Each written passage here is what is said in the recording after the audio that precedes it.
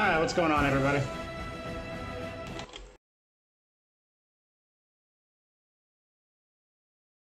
Still just kind of setting some stuff up, but with that out of the way, let's get started.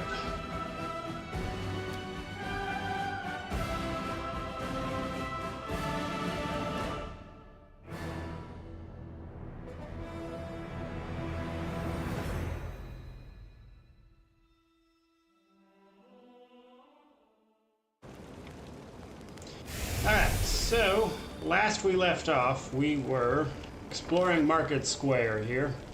Market Square is a place you have to go as part of Act 1. No? How about now? It's actually like the biggest map area probably in Act 1, actually. A trivial task. And truth be told, might wind up being a little dangerous for us, Can we retreat already? as there are a lot of enemies here, and we're probably going to clear out everything.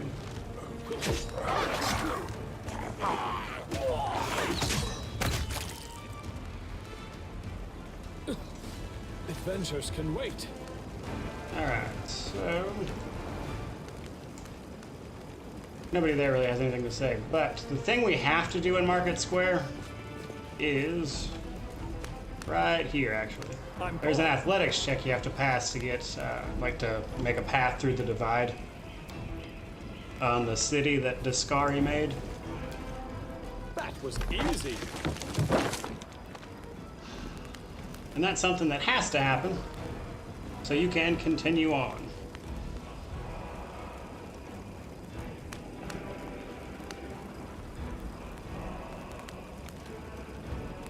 Making sure we're good here. Alright. So, in addition to doing that, you do actually need to do one more thing, though technically you don't have to do it right when you get here.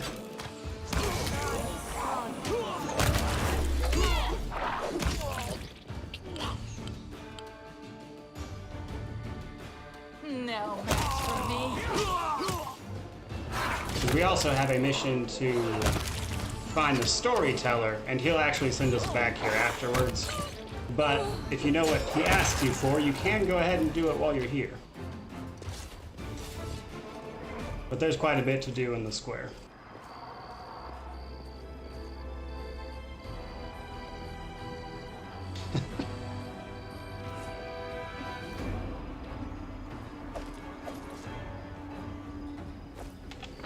So the square here is actually kind of broken up into like 4 sub areas, just kind of like by the divide that was made. So there's like this little square here, there's like a square here, and then up here as well. So it's kind of like sectioned off.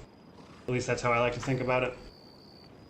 And usually how I clear it as well. Now right over here somewhere should be Ember. I believe she's just around the corner here. Yeah. We'll make this quick. She won't feel a thing. I don't know. Can we really do this? Listen, we don't have a choice. There are demons everywhere. What else would you have us do? So we find all of these knights basically contemplating executing this burned woman. In Iomede's name, we're sorry, girl, but it is our duty. We have to do this, not for our own sake, but for the sake of everyone who can still be saved from the demons. If we don't win this battle, you won't have long to live anyway. They're insane! We've got to do something! I understand. You're scared. You feel powerless. You think this will help. You don't have to justify yourselves to me. Just do what you've decided to do. So Ember is of course one of our potential companions, as most people probably know. Honestly, she's a little creepy, but she is nonetheless pretty cool. She's a witch, and we can basically just attack outright, encourage them to execute her, or just do nothing. Or we can start asking questions.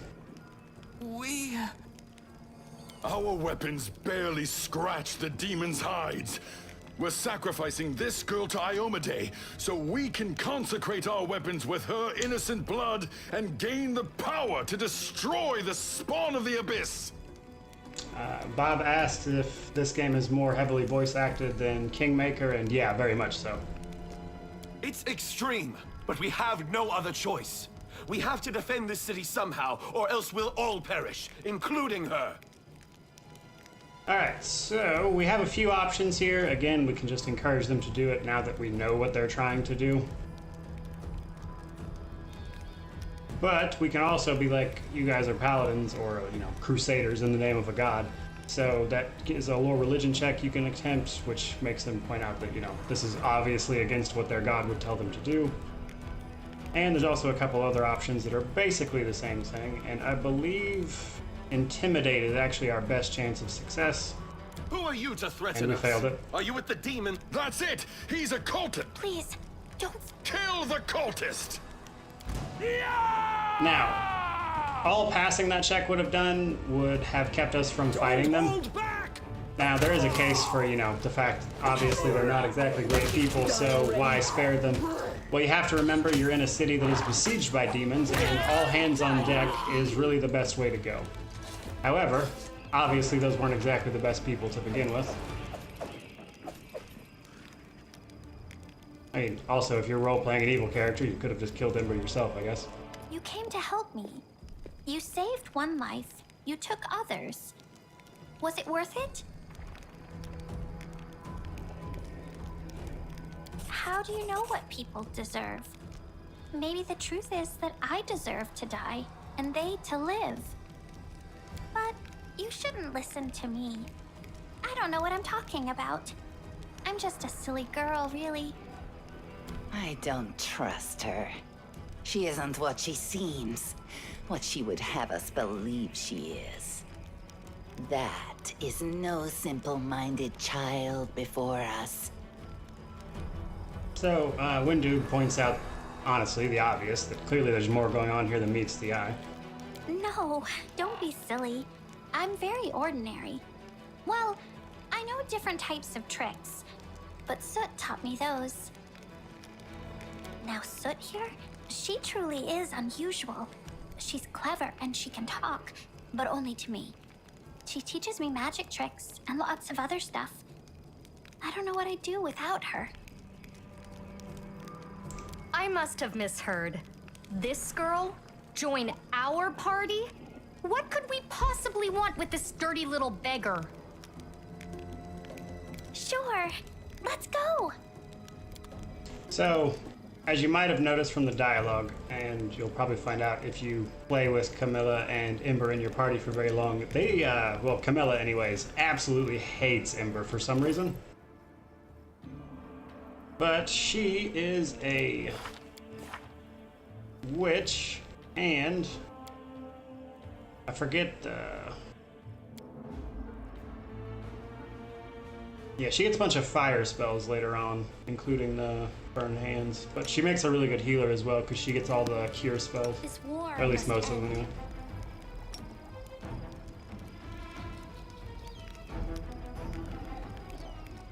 So we'll get her sorted out real quick.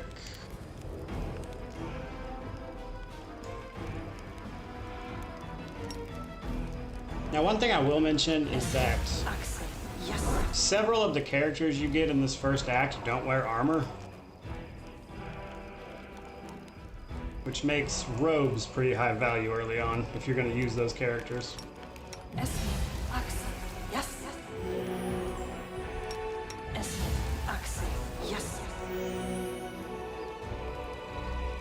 But in addition to saving her, there's a house we can enter right here. Save the last one for me. Alright, so here we have rat swarms. Rat swarms are incredibly annoying.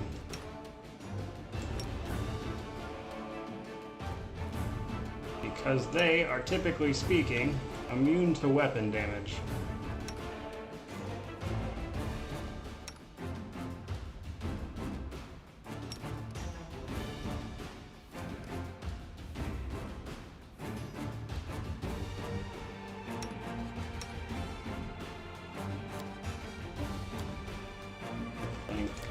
Yeah, we have Burning Arc with you, so we'll cast that.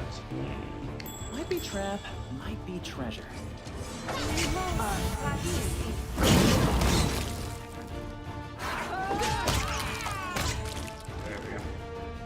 Yeah, so obviously a bit of a placeholder there, but swarms in general, you can actually, we're actually on normal, so actually they will be hit with normal weapons, but typically speaking on core and above, they're immune to like regular weapons, so you have to hit them with just AoE type stuff. Spells are really effective, of course. Things like fire damage usually tends to do the job, but they can be super annoying. That said, we're playing on normal, so I was able to hit them with weapons. Am I not? I hope you appreciate this. Got some hide armor +1 there, that's always nice. The rest of it's junk.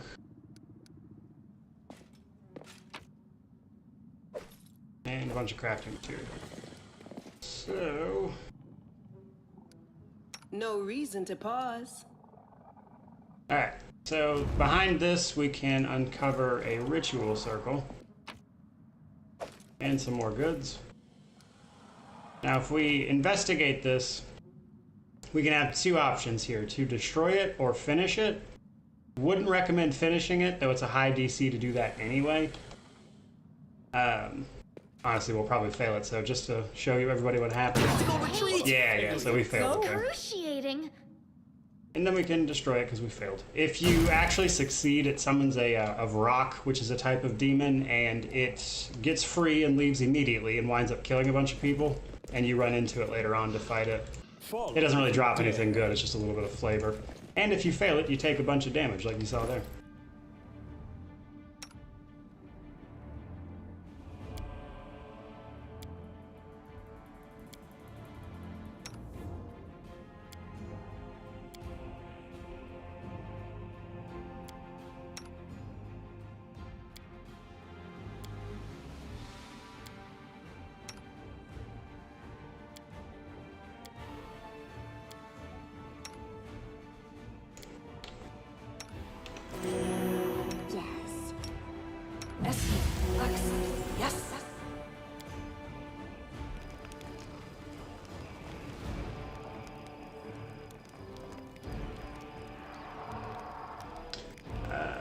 So, Buntari asks, is there still like a hub city that you can upgrade and make look nicer? Yeah, that comes later on. And then Rain Dust asks, what class am I playing for full release? Probably, I mean a few different ones at the end of the day, probably. Kineticist, Blood Rager, Sword Saint, those are a few of my favorites. I'll probably play an Inquisitor as well at some point. And then Marcus Shooter says you can select the whole party with backspace. I am aware there's actually a button down here in the corner that'll do it as well. I am just in the habit of doing that, so that's just what I do. This will be quick.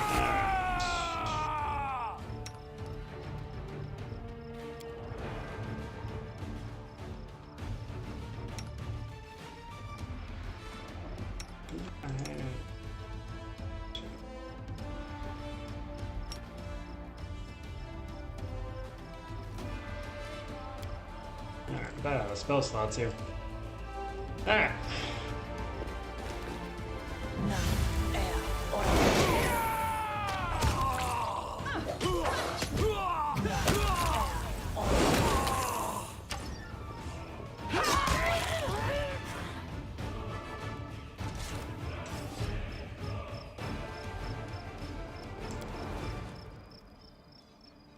I'm off.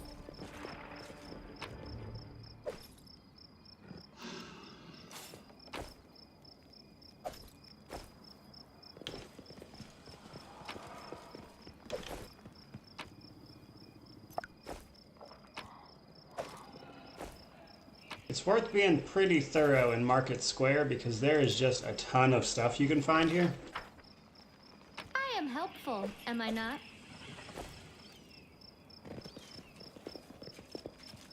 I do what I must. But we're kind of hitting up against the edge of the map there, even though it looks like you can go further.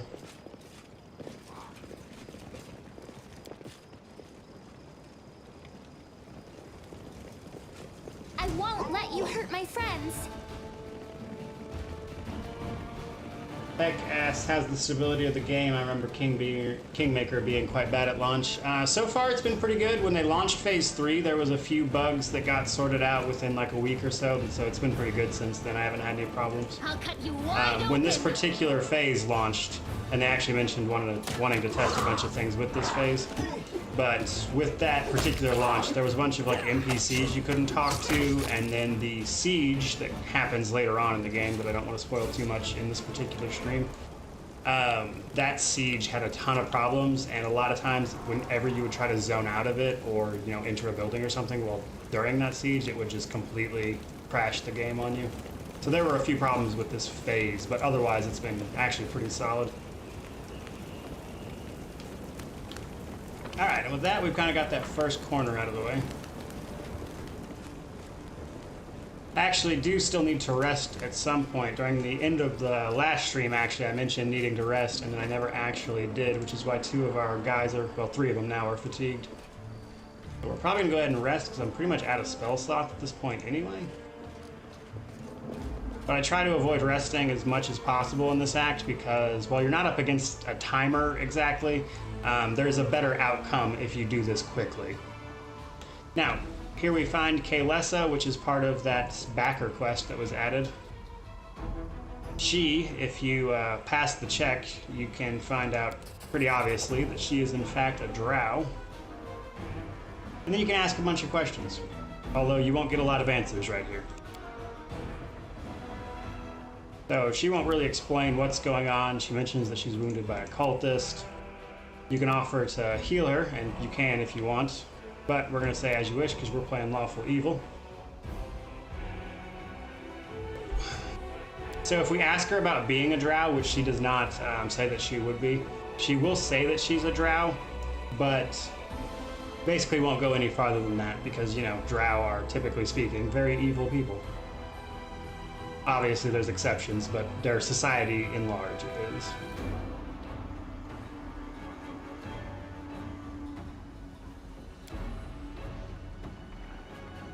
So, we can accuse her of what we were sent here with information that she was a Discari cultist from the guy at the inn earlier. And basically, if we had passed that perception check, it tells us that while she's clearly not telling us the whole truth, she's not lying to us either about not being an evil person. So then you can either just flat out kill her. And then I will say the quest does continue even if you kill her. You pick up like a journal and stuff that mentions some stuff later. But for right now, we're just going to send her back. Because again, we're in the middle of a siege, and in my opinion, the more people alive, the better to fight these demons. Common enemy and all that. Alright, then we bump up against the world map exit, so we're going to head back this way and rest, where we have a little more room to put up our camp.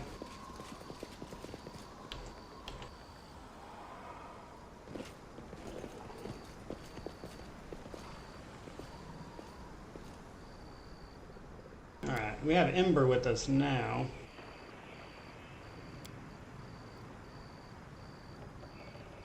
Which she does better in Divine Services than Camilla does.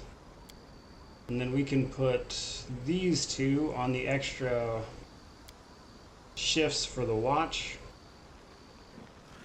And that will make them even better DCs for us. That'll keep us from being attacked and stuff in camp, or how quickly we respond to being attacked, for instance. Divine Services keeps your corruption to minimum. I don't think I've mentioned this on stream at least, but when you're resting, anywhere outside of like your main hub, you'll start accruing a corruption.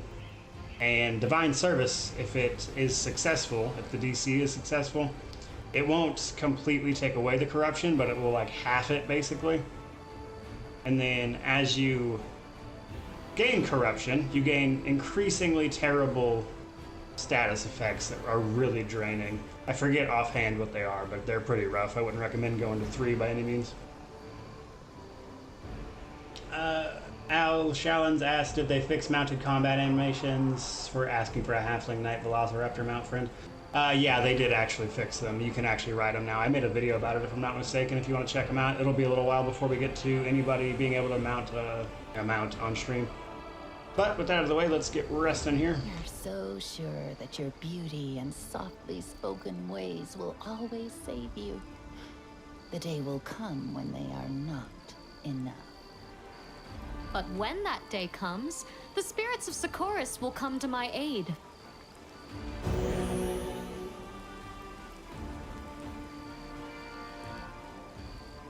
Alright, so... got our camouflage, but we'll see what happens.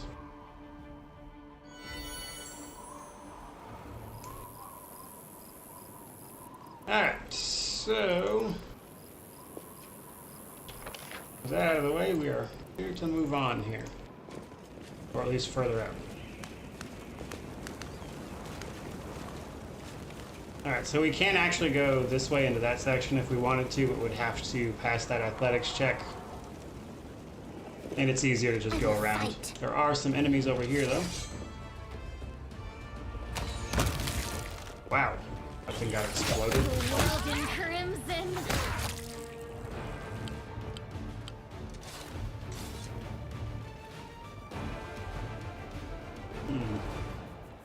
I don't see how much damage I did to that thing, but weird. The thing went down quick. Alright. Okay, and here we stumble across some more important characters. Dead mongrels on the ground, by the way, but Ramian and Holrun, or Holrun, whatever.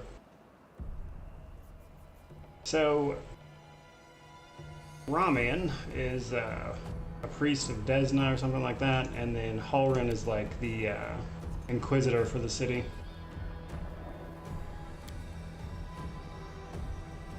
And then they're arguing about basically just how to deal with the evil in the city, really. And Holrun accuses him of basically being in league with the demons because he and his followers appeared like the day before Turindalev and all of them were attacked.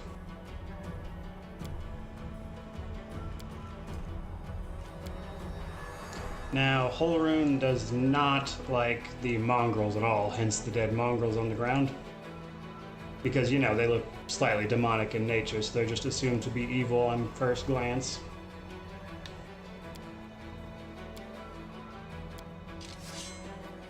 Now, he moves to attack, but we can either intervene here, or even if we don't do anything, he just runs away. Ramian, that is. However, we can choose to intervene by showing off the power we picked up in the caverns below the city, which kind of reveals that light that we took into ourselves from that sword, which in this particular instance is probably the way to go.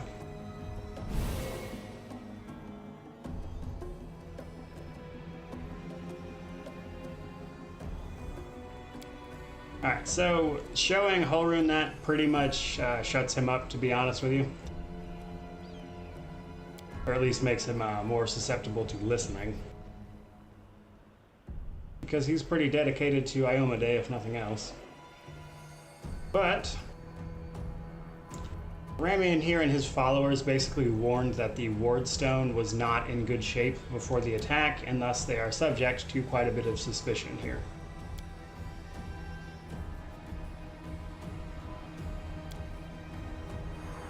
Now, regardless of what you say there, he winds up running off at the end of it.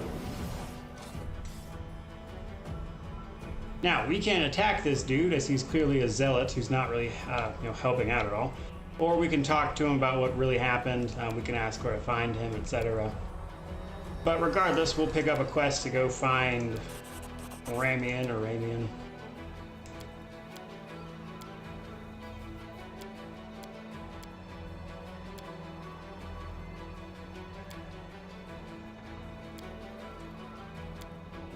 Now, that's important, not so much that individual quest, but, and also Holrun actually was the one who had Ember burned at the stake, which is why she's all burnt up, except she survived because a crusader jumped in and pulled her off of it, but he literally is the one that put her to the stake, shall you say. Now, it is actually a lawful thing to kill him, but we're not going to do that yet. It does come up a few more times, though. Also, Ember doesn't really like you killing people in her defense, just as a person, so that's something worth mentioning. Alright. So, right up here, this right here. This is actually something you have to do. All this glowy stuff. Once you find the Storyteller, which is what you actually have to do to advance the story here, he'll send you back to the market square to pick this up, but even though we haven't met the Storyteller, we can already go ahead and pick this up here. Peter asks if will we get additional deities and domains. I doubt it, but maybe. I don't know. Okay, so from here we are basically taking the mind or presence that's of an Aeon, and you can look at the past, present, and future as that Aeon. Now, once we've exhausted all of the dialogue options, we can choose to take that Aeon into ourselves, which is the start of the Aeon Mythic Path.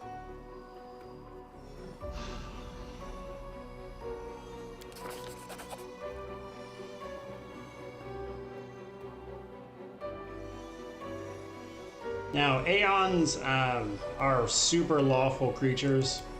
They're less concerned with good or evil as everything being, justice and law and all that. Which isn't the case for Pathfinder 1st edition, but that was retconned later. So 2nd edition, they're like purely lawful. So you might see some inconsistencies with how Aeons are presented across there. But once we've exhausted those dialogue options, we can choose to again retain the Aeon's power within ourselves. If we let it dissipate, we won't be able to pick the Aeon Mythic Path. So you have to do this if you want to have it as an option later.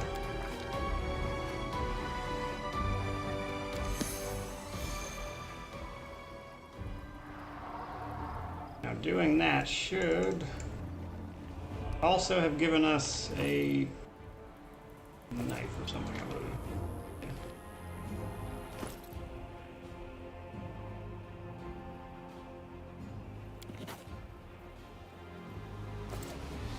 Alright. So with that out of the way, got some more demons and cultists over here.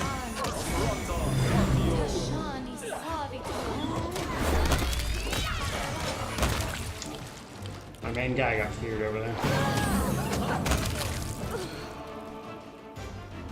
My skills are absolute.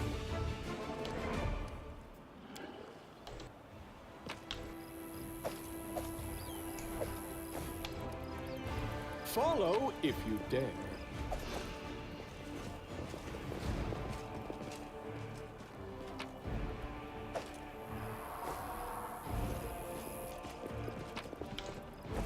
Alright, just more crafting ingredients and everything.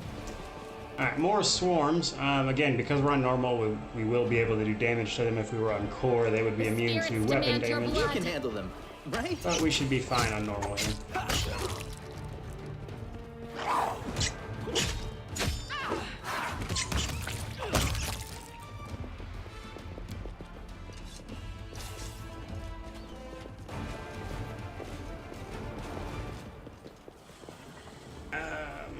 Peter asks, can we switch between mythic paths? For example, if you pick by accident, can you still pursue the one you want, or are you locked? You have a pretty basically a character level up screen in which to confirm your choice. So there's no way you'd pick one by accident. You'd have to go through like several screens to even attempt to accidentally do that. It would be very hard to accidentally pick one. The only switching that happens is there are a couple that happen late game when you would have already picked your regular one. This guy over here is not going to talk to us. He's for one of the other companions we haven't run into yet. But if we go just a little north of here, we can run into the Thieflings. Or at least some of the Thieflings.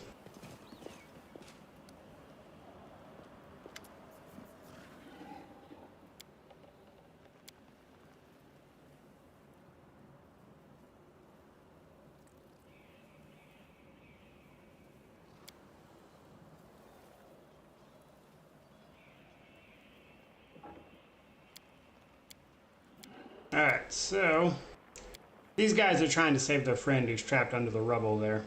We can choose to help, or at least try to anyway.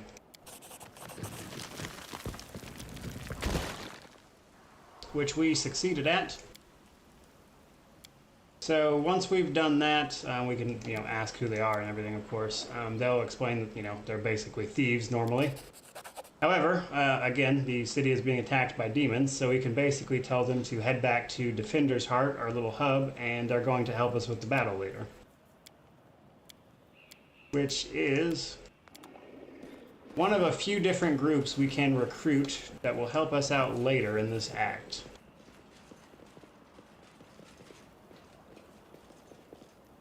The Inheritor, guide my blade.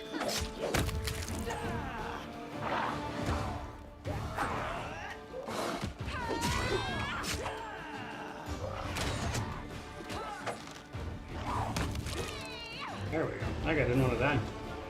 But when he did die, jeez, that was gross.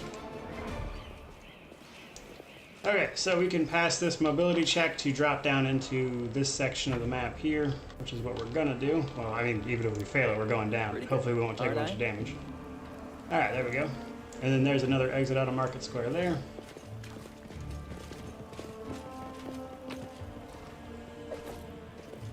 Let me draw the first blood. Okay, so there's a shear. That's a interesting looking one.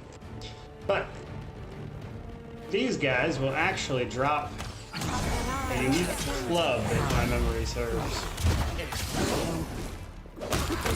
Oh wow, the main guy went down. That's a thing.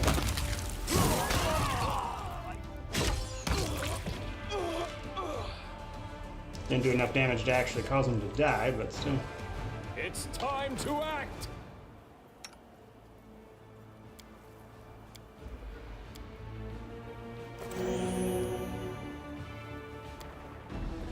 Okay, so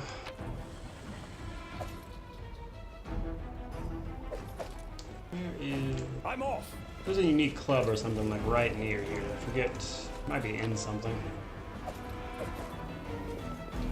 Oh no, it's this guy. Okay. Yeah. Cover me, all right? We are the light. They are the darkness.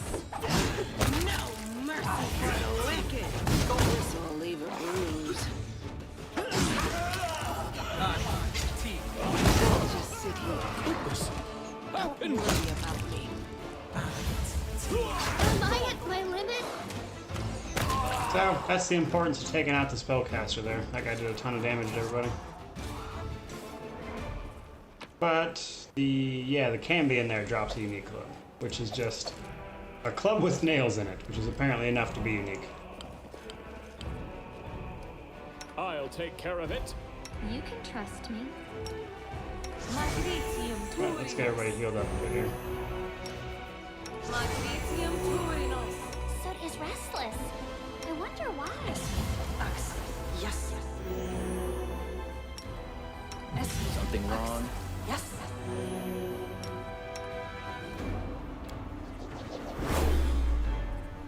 Alright. Rely on me. Sela.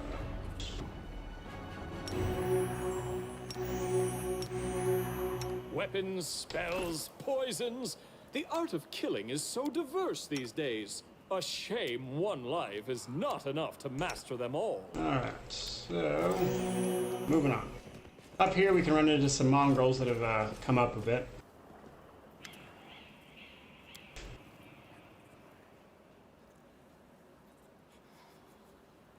Jacob asks, are mythic paths restricted by alignment? Can a lich be neutral rather than evil?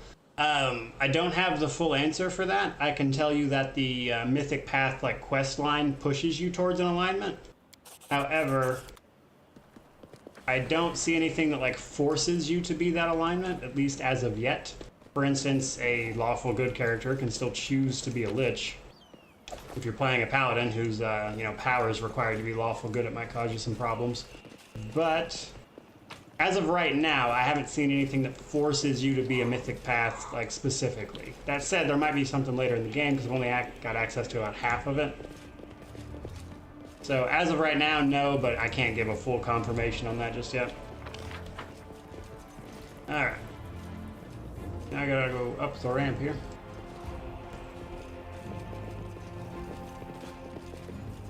I do what I must.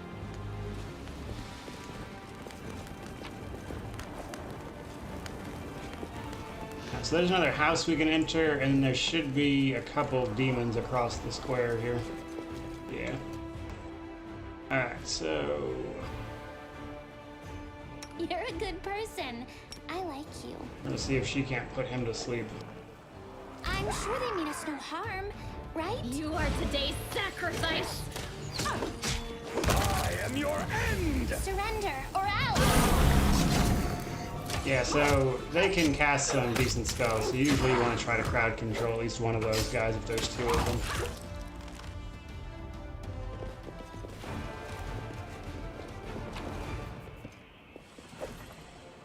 So I believe this is the wrong, you know, little icon, if you will, but apparently that's the Book of Dreams.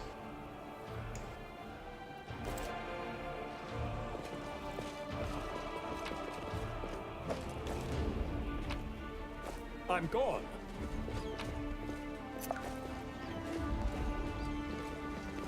Okay, so in the house, which I believe I gotta be super careful. If this is the house, I think it is. Yes. Okay, so there is a super annoying mage. Well, not a mage, but like a demon who casts spells. Tear your throat out.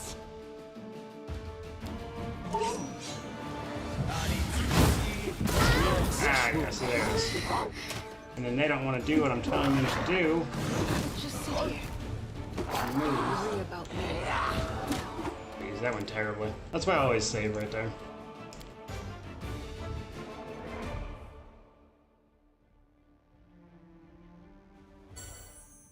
Alright, so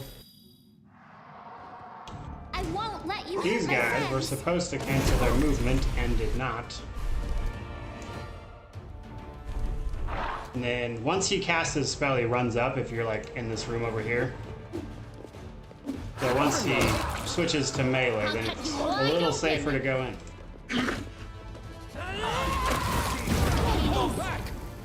Because he'll just keep spamming fireballs until you get to him, and because of the tight quarters here, it's a real thing. Yeah, see, even then he still killed a bunch of us.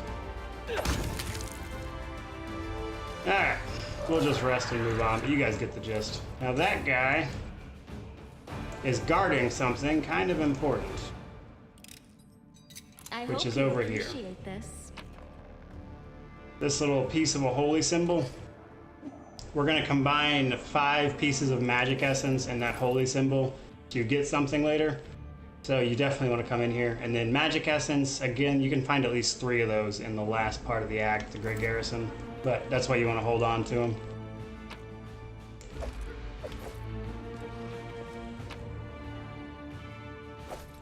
And there's a signet of a house there. Jack Adams, would it be easier to fight this fight in turn-based? Yeah, absolutely. If I wasn't streaming, I'd take a more strategic approach, for sure. I just try not to be super boring on stream, to be honest. But, yes, you would definitely, I mean, personally, I would probably play that one in turn-based just so you could pull him around the corner there. Because that's a Brimarack, I believe they're called, and they are really annoying super early on because they get Fireball, even at this level. So they will just wreck you if you're not like actively trying to not let them cast that. But we'll rest to heal everybody back up again.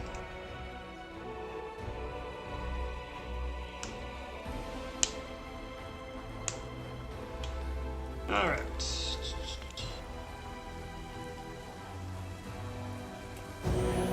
But you definitely want to clear that house for that holy symbol, which we'll talk more about that at the appropriate time, but it's definitely worth grabbing.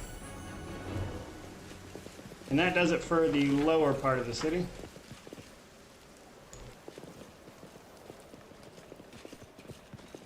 Or the market square, I should say.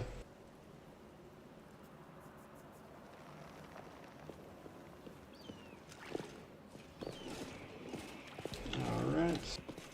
Pretty good, aren't I? We go back up there, and then head back this way.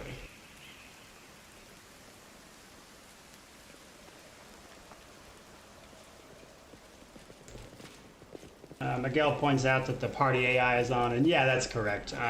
Again, just trying to keep things moving because we're streaming here.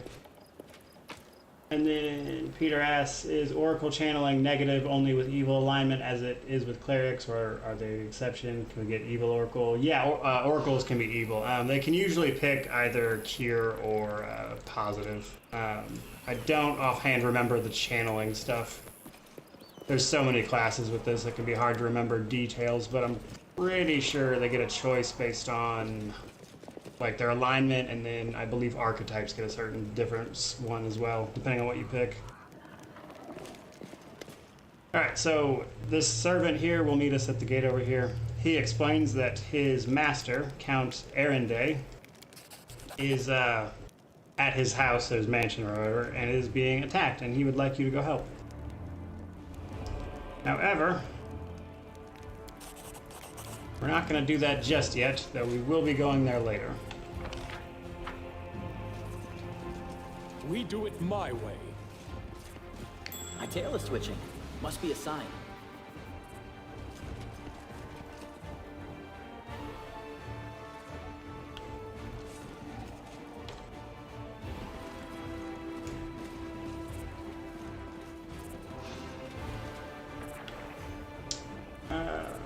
Barzan Baloo asks if I like the game, and yeah, it's pretty fun. Okay, so if we come up in front of this temple over here, we can run back into Ramian again. And then we can basically just ask him about the things that Halloran told us about, you know, if they warned them about the attack and everything. Which they were sent dreams by their god warning about the Wardstone, basically. At least that's what they believe. Now, we can kill him for Ramian's quest, but I wouldn't recommend it.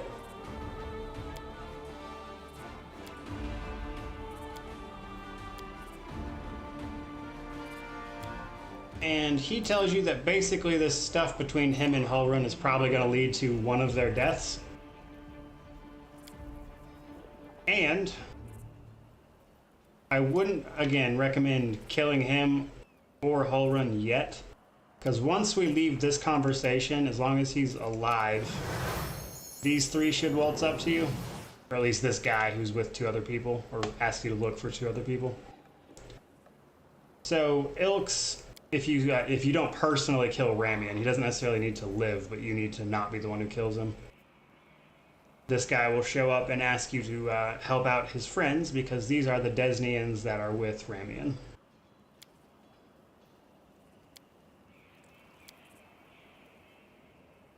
So,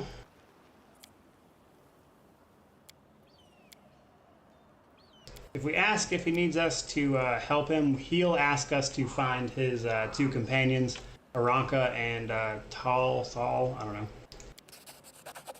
Which, that is one of the things I would recommend doing before heading to Arunday's residence, because one of them is there. And you can't find the second one until you find the one at Arunday's residence. Can we retreat already? Alright.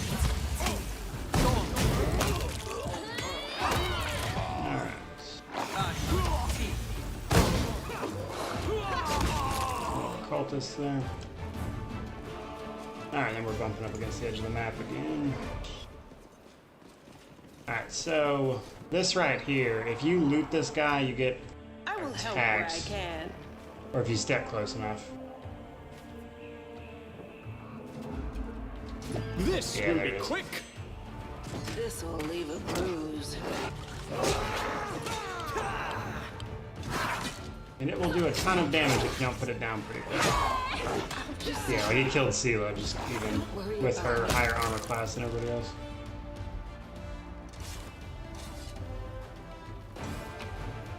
But you do get a decent short spear, cold iron short spear +1 from there. And we're not done yet. We'll come back to the front of the temple here.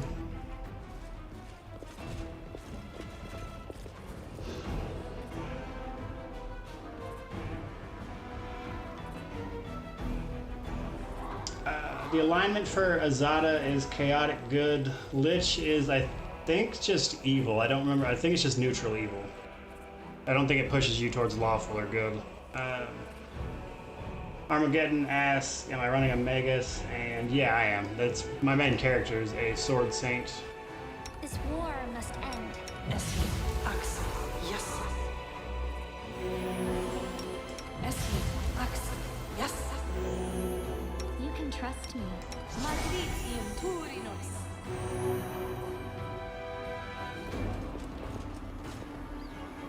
Oh, so this is probably a good time to mention it. They added like little pets you can find and adopt. Honestly, I forget about that till I find this one every time. These will give you little bonuses on checks, which kind of works similarly to the way they do in Pillars of Eternity, where they're just like part of your inventory.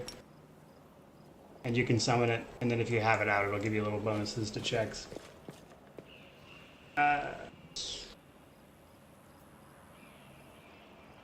Yeah, if you're wanting to run a tank, you need to like specifically build for it, and then even then on unfair, it would still probably be a rough time. Got some more up there. Antonia asked, can you not have Laine and Windaug at the same time? You can have both, but you only get to choose one of them at the beginning of the game, and then the whichever one you didn't choose doesn't become available again until I believe it's chapter 4. More clerics over here, or wizards actually.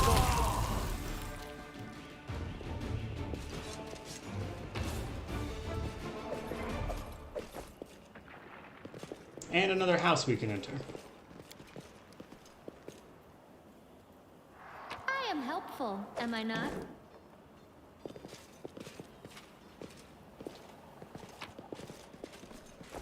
Okay.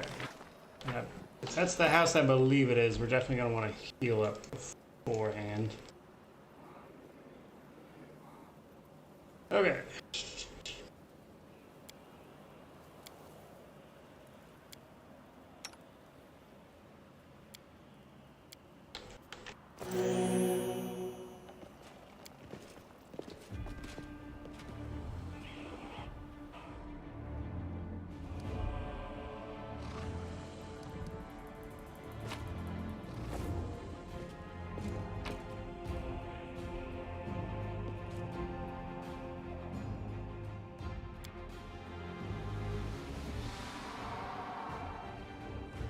Alright, there we have some notes about some experiments, which actually mentions some people from Kingmaker, I think, if I remember correctly. It's been a little while.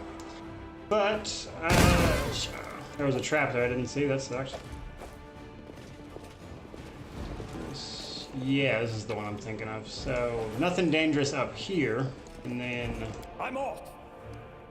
It doesn't look dangerous down here right away, but if you go to move that blockage, you'll be attacked by something you can't see. And if you get the scrolls off this body, one of them will be Scroll of Sea Invisibility. And we're going to use that momentarily, but first we're going to position ourselves a little better. Approve, I'm the best. We should move. I'll watch your back. Alright, so... I heed the voice of the spirits.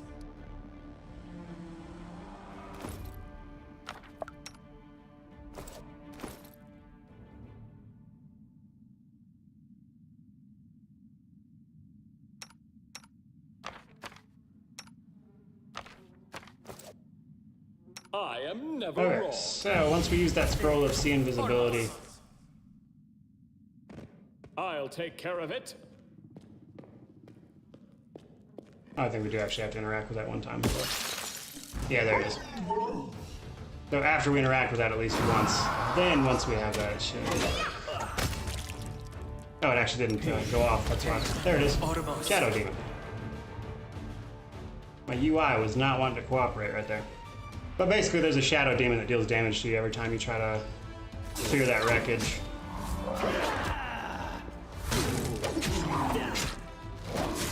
My UI was being super testy right there. I kept clicking stuff and it wasn't wanting to work.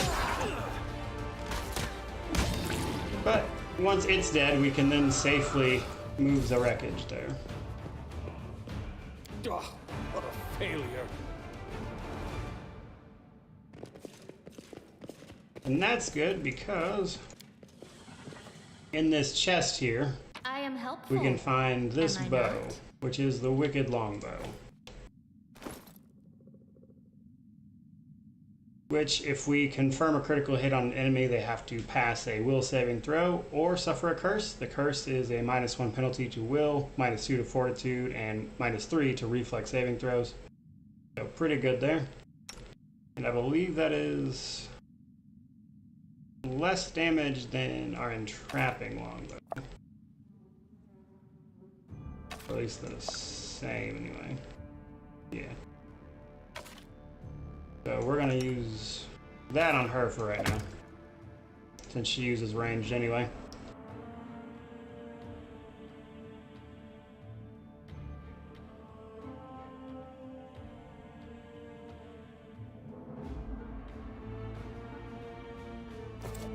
All right.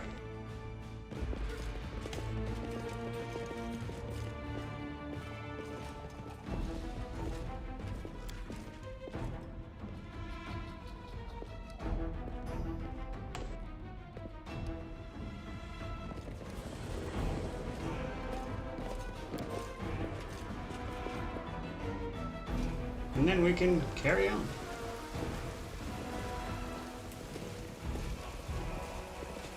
I do what I must. Stupid thing. Alright, so if we use that tree trunk, we can drop down to that next area there.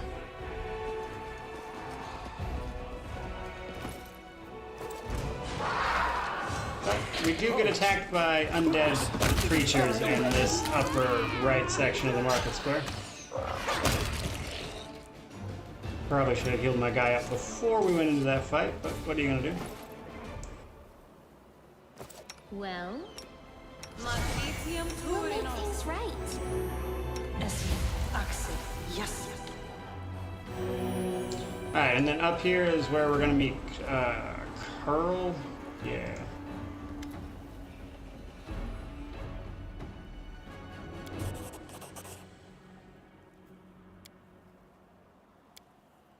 Now, Karl is one of Sela's friends that she was looking for.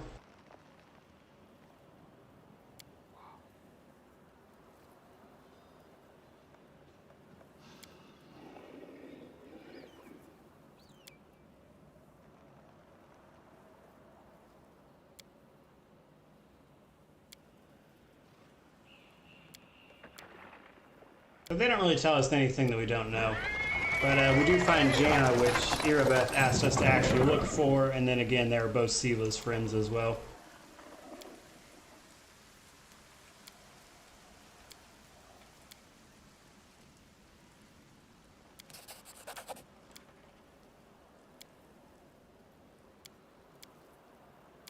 But Sela tells them to go back to the tavern, where you can meet up with them to advance Sela's quests, if you will. And there's our map exit again.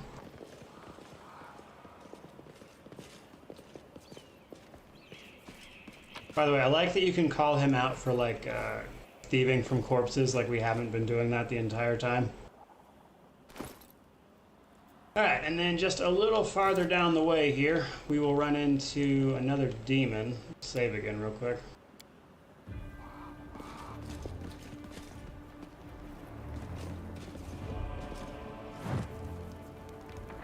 So this is just like a little scripted thing. We can't really do anything about this.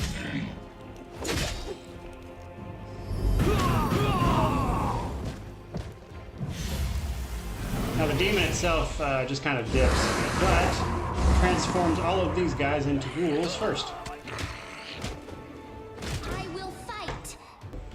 So... that said, nothing compared to the things we have been fighting. As you can see. And we can restock on their healing potions. And I think Sela has half plate already. Yeah.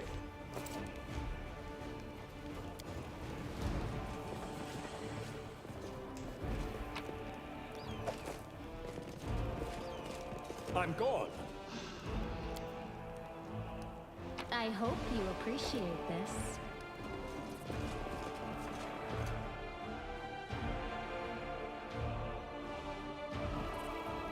Save the last one for me.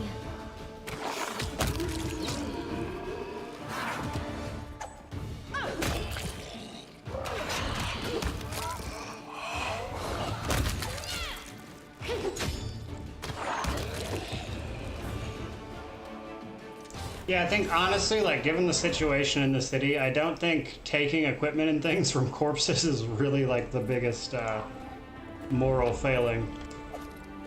I think if your city is being attacked by demons and most everybody's dead, you're probably going to be fine taking some stuff off some corpses. I did it. It happens sometimes. But if we pass that check right there, we find out that all these undead that we keep running into are the work of a necromancer. We can also find a throwing axe +1 right there.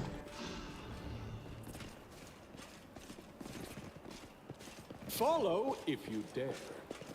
Now, right here, We will win this war. a bunch more ghouls pop up. You can handle them, To the right? fray!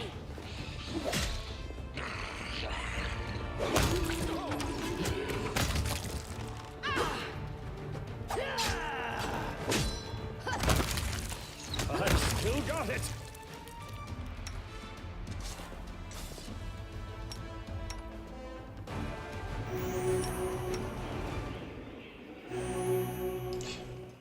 A 1 on a lay of hands, that sucked.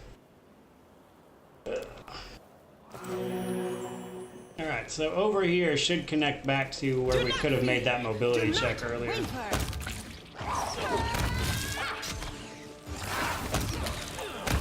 And a bunch of gross insects. This is also where we can find a theater troupe holed up in a basement.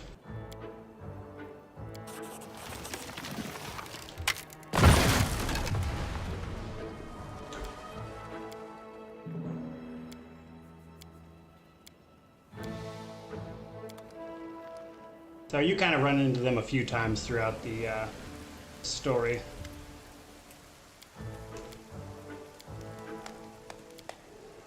But they basically just run a little theater troupe.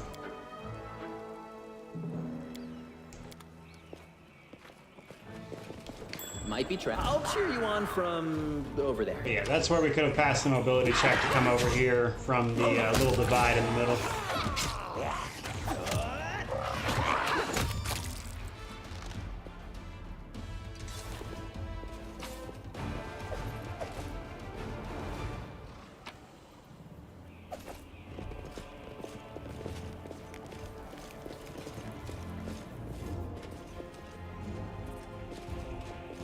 And then a little farther up here, we got more zombies. Wow, just one shot that guy. I didn't know I had it in me. Then we got some shadows.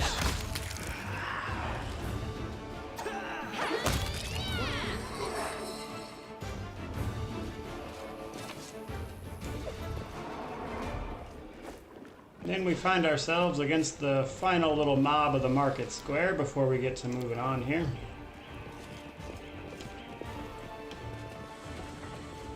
And that is this Necromancer. Wow, we gotta start taking better care of our pet there. Okay. That said, they can't permanently die, so.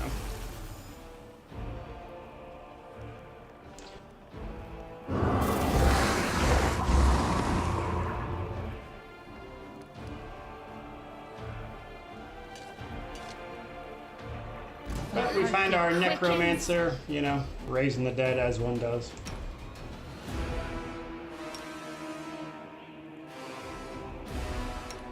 But we...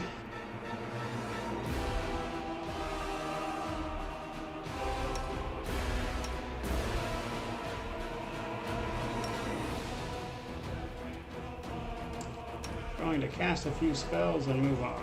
I'm going to throw Mage Armor on Woljif, which I should have done a second ago, to be honest, but what are you going to do?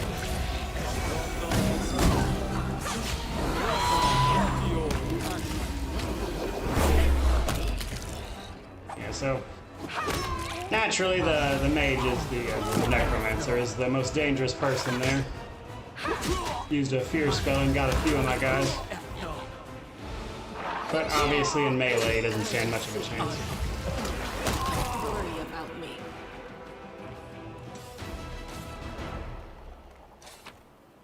And then he drops Dark Horn, which is a unique glaive. Get some scrolls. And then we can level up.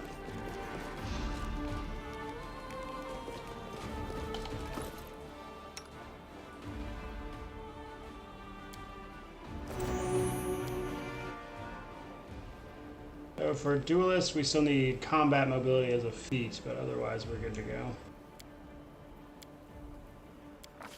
Go Sword Saint. We'll put another point into Dex to bring our bonus up to +3 there.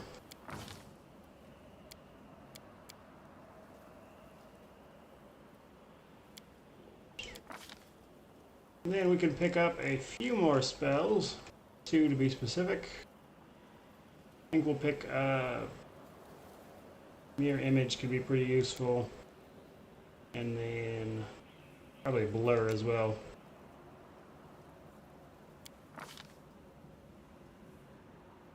And then we also pick up our perfect critical and stuff from reaching level 4. This will let our Sword Saint, when they confirm a critical hit, spend 1 point of their arcane pool to increase their weapon's critical multiplier by 1. So do more damage, basically. Then we also pick up Perfect Strike, which will let us maximize our weapon damage with our chosen weapon. I'm always ready. So those are just toggles, by the way, so if you have them on, it'll do it.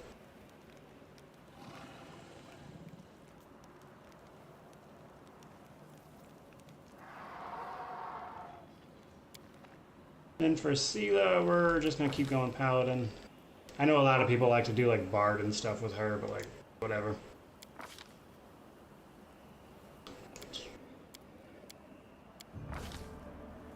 And then she gets her Channel, which is fantastic for us.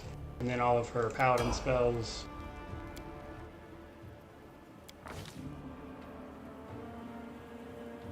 Probably just gonna give her +5 in Dex, even though kind of want to put it in Charisma, but she has plenty, so we'll just give her more Dex. Keep putting it in Trickery and Stealth. And then for her X, probably gonna grab Slumber, because I like Slumber. Because she already picked up Ice Plant, so we're good there.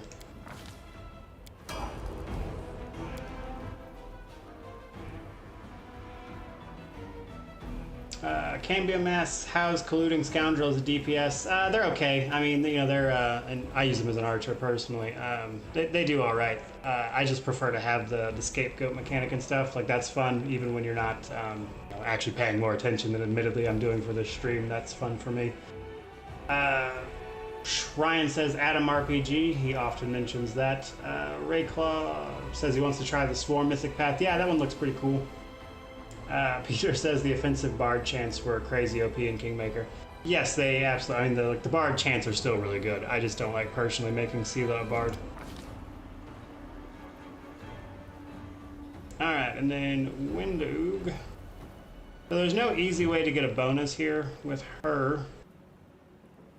She doesn't really need more strength. We'll probably give her.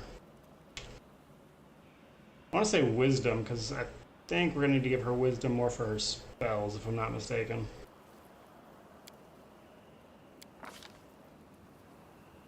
And then skills. He gets a Teamwork feat, which personally I like Precise Strike to start off with. Then we get to pick one spell, which I think we're gonna go Magic Fang, because that'll give our companion more damage. Or if we choose to give it to them.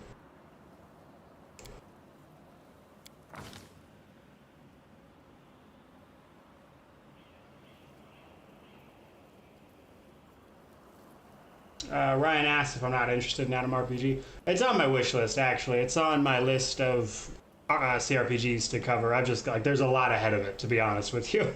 I don't want to give anybody the illusion I'm going to be covering Atom RPG anytime soon. Because, again, it's on my list, but I've got a lot of stuff to go through already.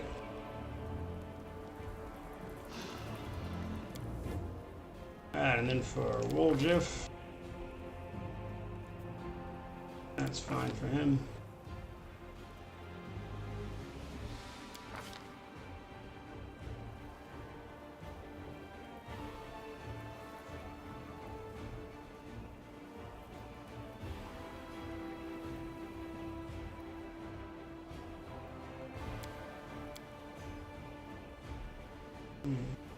Yeah, we're just kind of following the auto level up for him right now.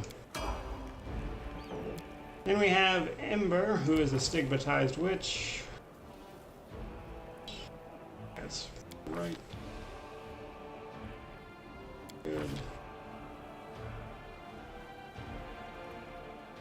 And then I like to pick up Ice Plant for them, actually. For just a witch period, because that extra 2 to AC is really helpful. And then Cure Moderate Wounds is the right way to go. Could stand to have more healing, to be honest. And then our pet. He should have gotten a level as well. That's strange.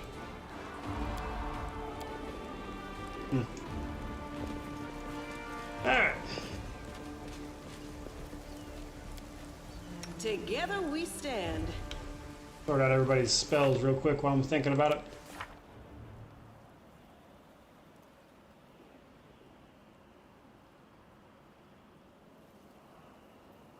Are the characters better built for the class than a Kingmaker? I mean, they're okay. Like, there's, like, for instance, I change Windug every time because she's normally just a regular fighter. And then a lot of people make Seela into a bard. So it's kind of just whatever floats your boat, really. Alright, I think the easiest thing to do would be give her Divine Favor.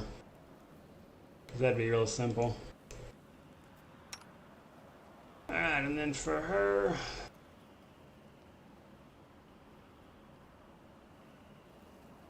I think we'll just pick up another Cure Wounds at the moment.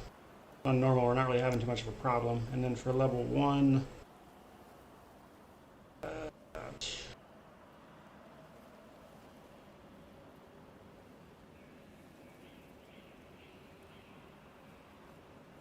we'll give her Bane, actually. That actually wouldn't be too bad. We could stand to hit a little more consistently. Alright, and then she's, of course, spontaneous. And then... summon small elemental and... there. Alright. And she's spontaneous as well, so we are good. Alright. We'll have to rest before we can use a lot of that stuff, but there we are. So, hold on, check my quest log, make sure I got everything first. Alright, so, just have to talk to Thorn. Yeah, so we should be good.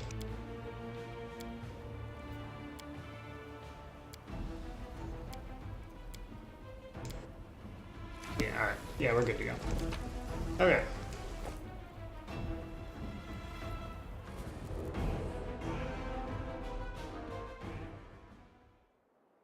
Alright, so now we can actually explore like this part of Canabris now that we've done that part. Where we need to go is the library right here. Because that's where you find the Storyteller. That's what would actually advance the story. But first we're going to go to Count Arenday's place.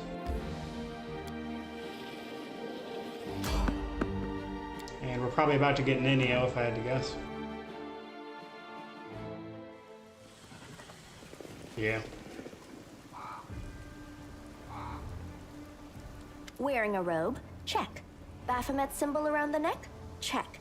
Crazy eyes? Check. Note to self. Bring a mirror next time to be able to adjust the optimal level of eye craziness. Everything is ready for the experiment. An audience. Problematic, but not critical. You there, boy. Stay out of this. It is counterproductive to stand in the way of scientific progress.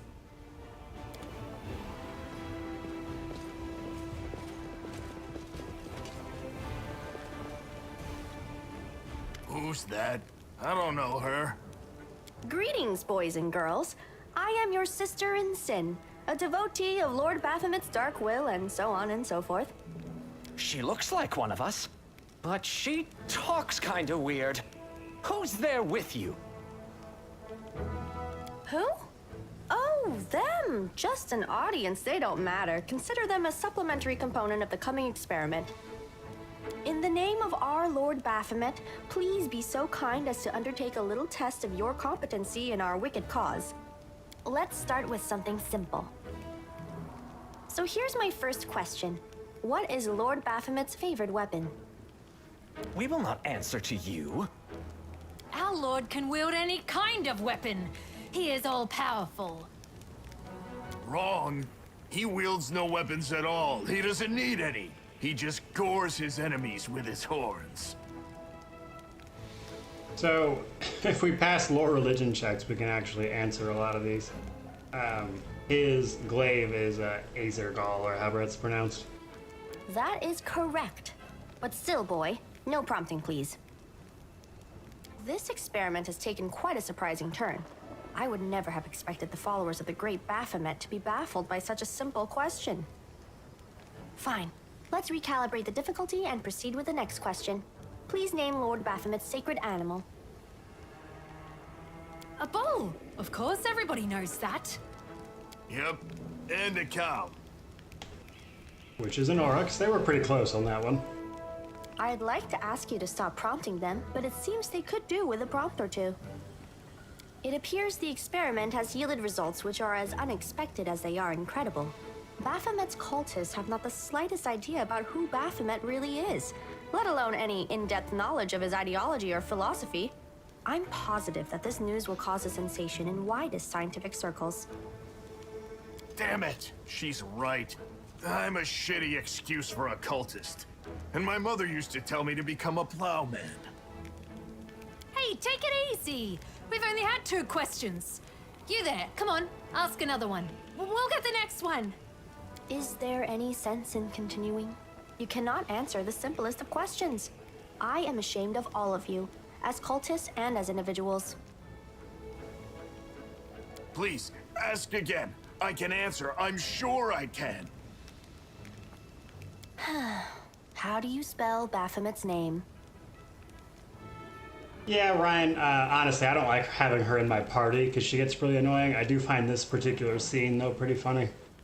B-A-F-A... Oh, screw it. To hell with Baphomet.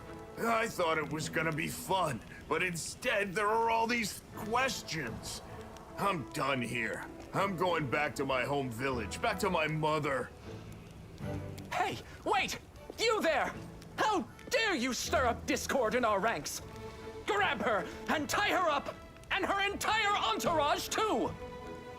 The experiment is complete. Unable to deal with the questions, the cultists decide to deal with the examiner instead. A typical reaction for a person who has never been burdened with any intelligence. Now you're gonna start hitting each other, aren't you? Please, proceed. I won't interrupt.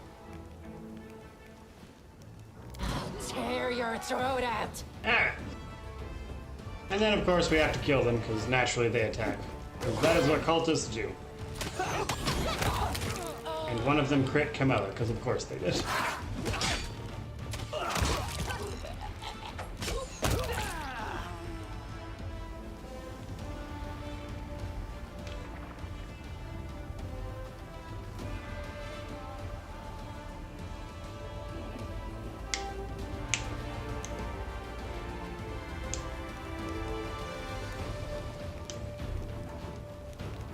The result is statistically predictable, especially considering their intelligence level. What about you, boy?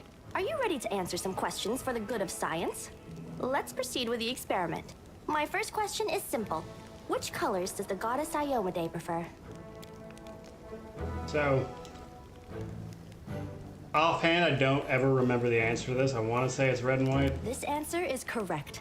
Oh, It's nice. comforting to meet at least one educated person in the melting pot of ignorance that is Canabras today. Let's proceed. Did Aradin take part in any crusade before he died?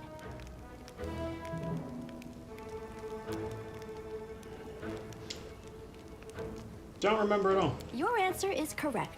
Eridan's death dates to 4606, and that is precisely the year when the world wound That's was 2 for opened. 2 as The far as First guesses Crusade go. started back in 4622.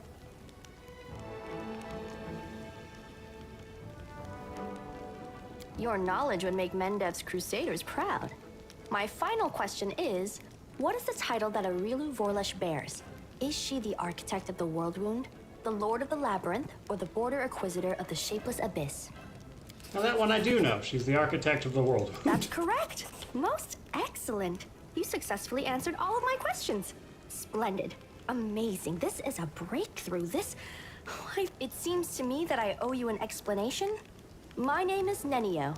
I am an explorer, a pilgrim, a yet-to-be-recognized scientific luminary, future author of the great Encyclopedia Galarianica, and rector of all Absalom's universities at once.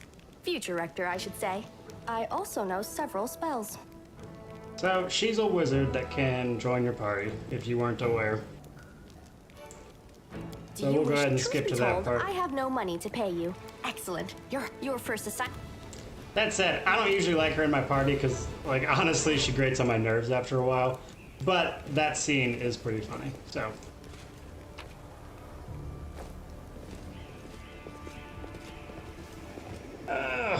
Okay, so. What are my thoughts on Winda Oog? I didn't think I'd like the companion, and then. Yeah, honestly, I like her, pretty much. She's very, conniving, I'll put it that way. I don't know, I've liked what I've seen of her arc.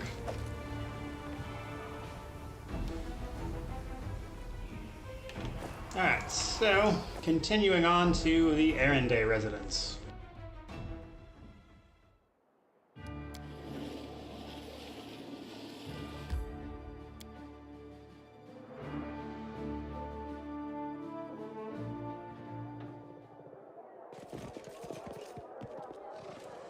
Now, this is actually pretty small, despite it apparently being a mansion. Can we retreat already?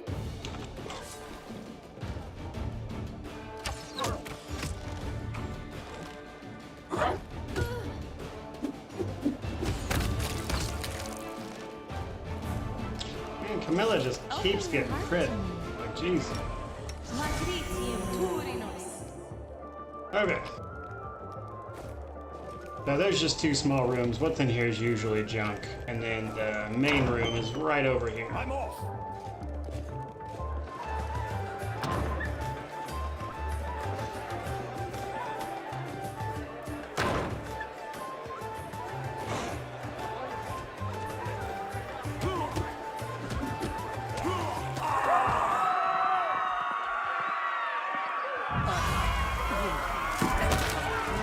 Draw the first blood. Alright, and then we have to defend Count Erinde, and at the same time, we uncover where Aranka is, one of the Desnians we're looking for.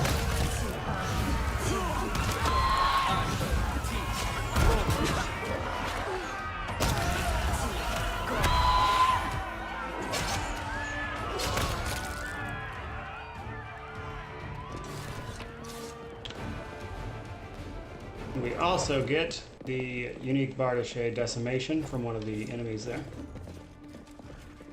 Alright, so we can count to Dayran, who is the potential companion. Valiant stranger who has just burst into my life.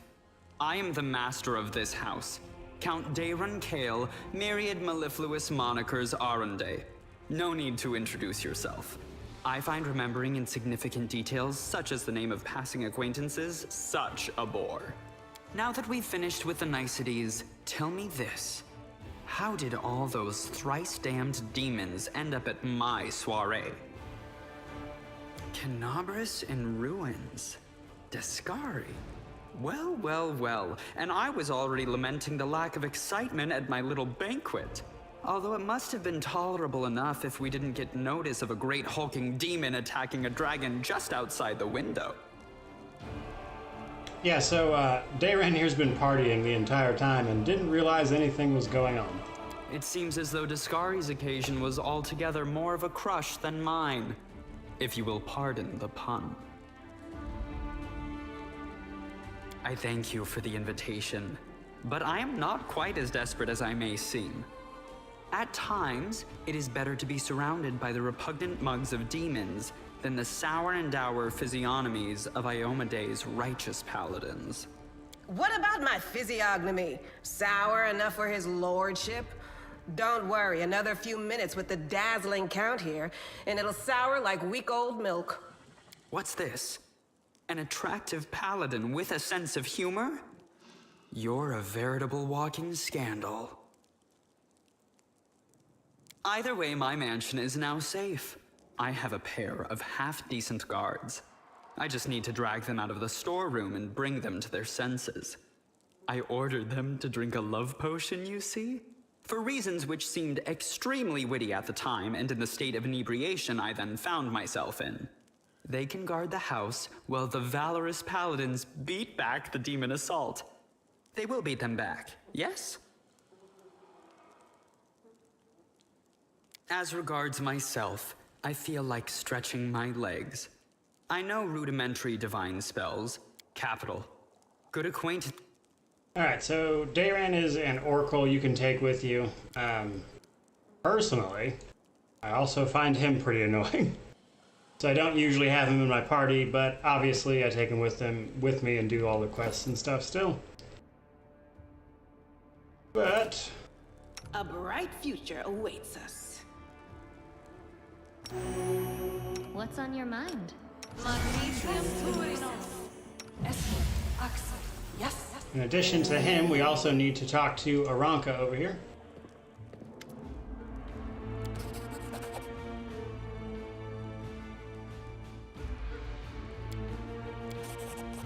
And if we ask her about the third person in their group, Thal, she will give us her scarf, which allows us to find him.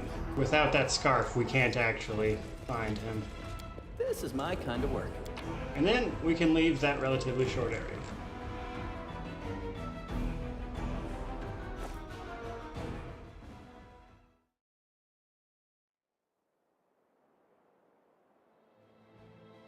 Sorry if my green screen's kind of messing up, guys. The light's going down, or the sun, rather, is going down and messing with the light in the room.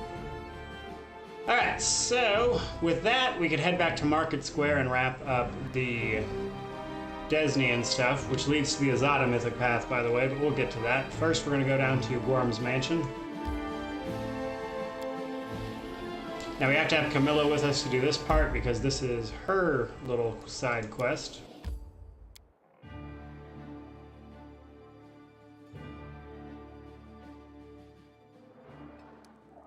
M. Topol says you look like that. Yeah, this is in fact my face.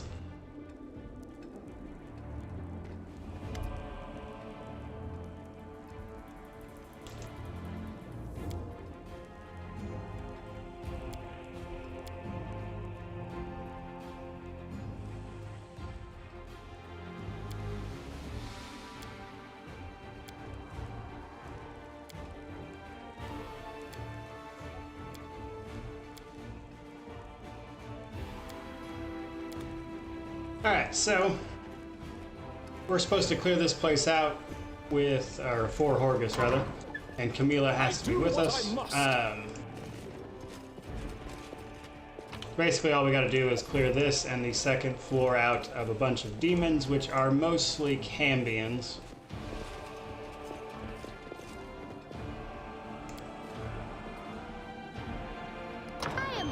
And outside of doing Camilla's quest, I always like to come here because you can find a robe, which is nice because of all of the characters we have that don't wear armor. I'm gone. For starters, my main character. The light. Save the last one for me.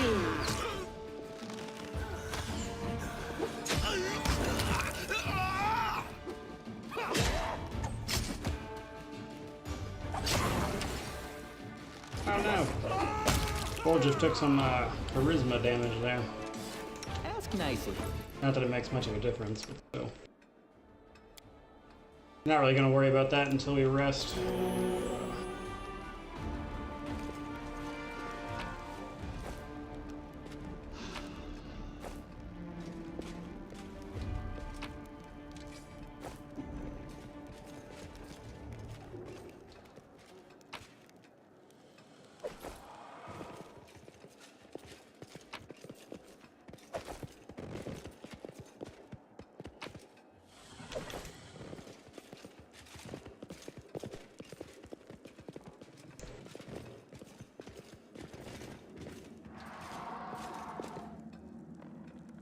Rely on me. Aha! A test of my abilities.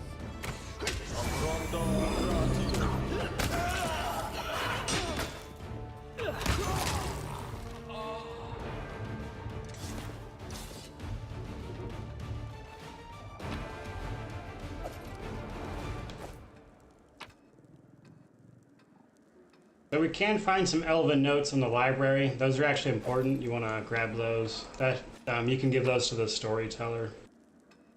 He collects them. So there's a chance you wouldn't know that if you hadn't talked to him yet. Other than that, most everything else in the library is pretty useless, if I recall. Just a bunch of books about the Crusades and things. Then we'll swing back around to this room over here.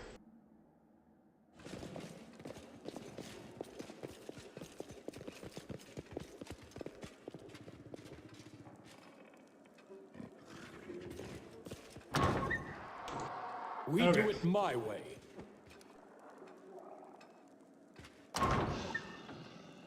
I see something over there. Got a trap in there. I am helpful. Thank you. Am I not? I remember there being a demon in here.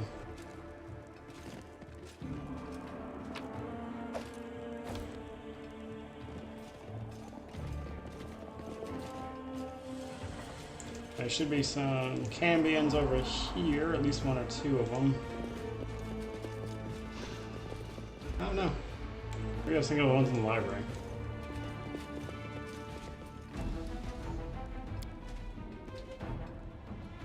And then our robe should be in this room over here. There's the You'll cambion. make a Oh, fine there. trophy.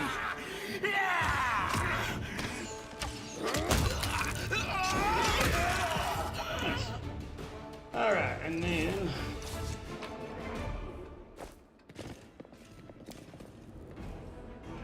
I hope you appreciate So this. there we can find our silver robe, which gives us a +1 bonus to all saving throws against fears, which I like to throw on my Sword Saint because if you recall, as a Sword Saint, he can't wear armor and also get his bonuses, but he can wear robes.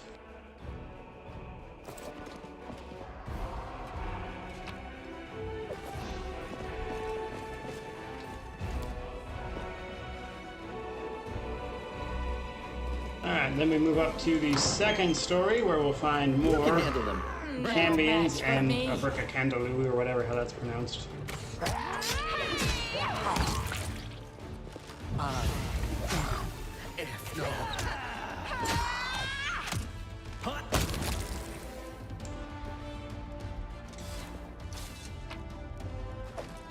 Another thing of magic essence, which is nice because we need 5. Now we have 2.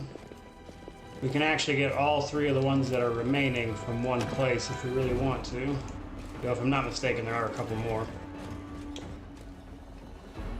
Here we have some cultists that for some reason haven't aggroed. That's really strange.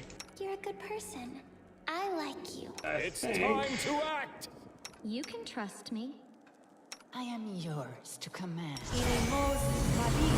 I'll rip you apart. I'm sure there is no harm, right?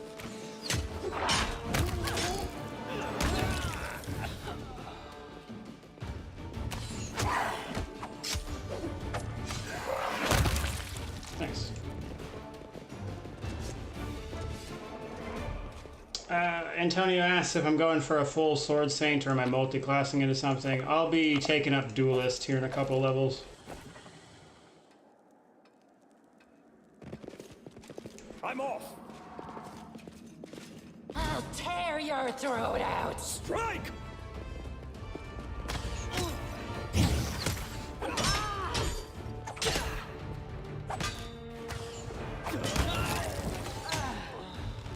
What is that?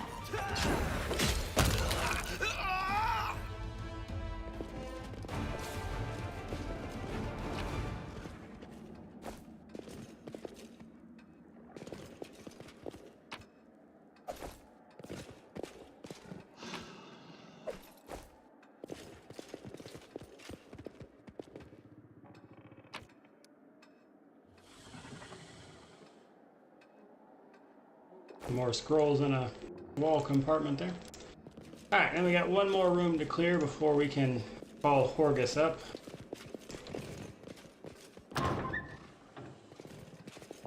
Which I'm not healing Sela up, what I must. so hopefully these two won't kill her.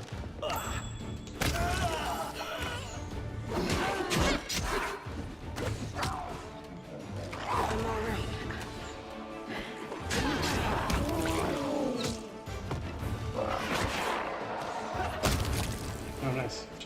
She got out of that with 2 HP. Alright, so as soon as we're ready, after everything's clear, we can signal Horgus there, but we're gonna loot everything real quick.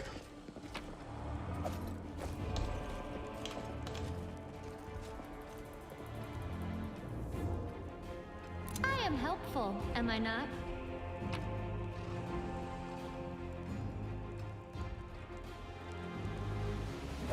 Alright, so we can pick up a short bow of code there.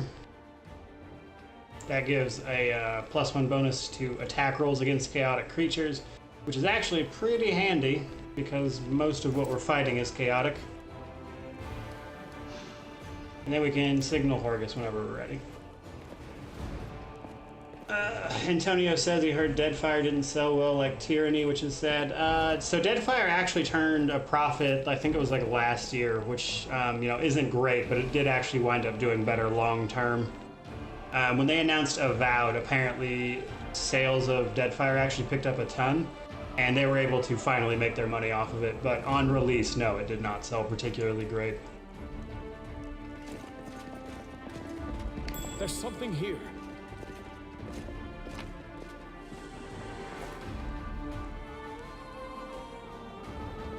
Alright, so Horgus comes up and opens up his secret little room here.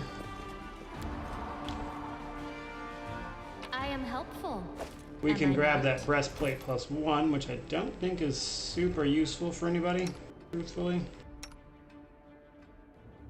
Because of the max dex on it.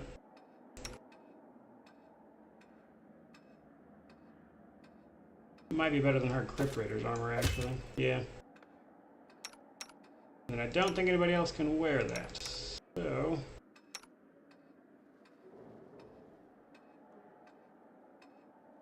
yeah. So there's that. Alright, and then... Horgus here actually reveals some information to us, or at least we find it out. So we have to have Camilla with us for this, and if we pass this perception check, we realize that the little girl in this painting is in fact Camilla, because Camilla is Horgus's daughter. Moreover, that this also isn't, by the way, the actual Horgus Gwyrm. He took that man's place. His real name is Darian Witt, so he's been masquerading as this person for basically ever.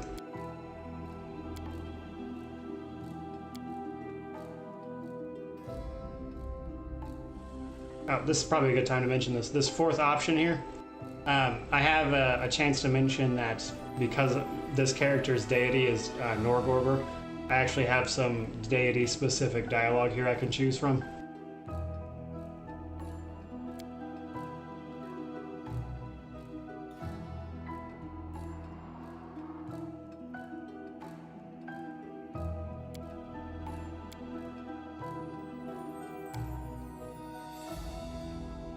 So Camilla is Horgus's secret daughter because she was an illegitimate child, in case you were wondering why that was like a secret or whatever. And you can agree to keep that secret for Camilla if you want. You can also kill Horgus right here, that's the thing you can do. I wouldn't recommend that, he becomes a merchant later.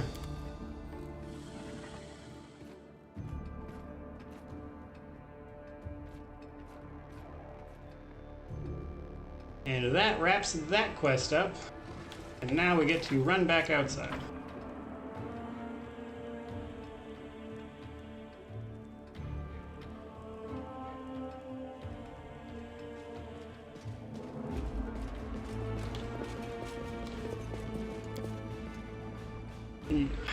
I'm pretty sure I've been in this room before, but for the life of me, I can't remember how to open it. Gut instinct says the candelabra here, but that's not interactable. We do it my way. Whatever.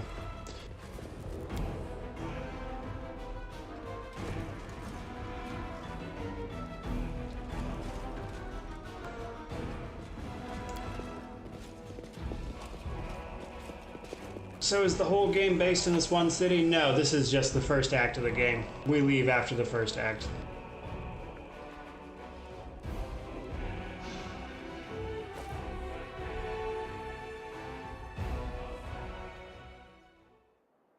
Alright, so now that that's done, we have one more thing we're going to do over here while we're at it, and that is the Tirabade residence. This isn't something we have to do, this is an optional location that Irabeth mentions to you when you first go to Defender's Heart, saying that her and Anivia kept a bunch of supplies there if you wanted to go grab them.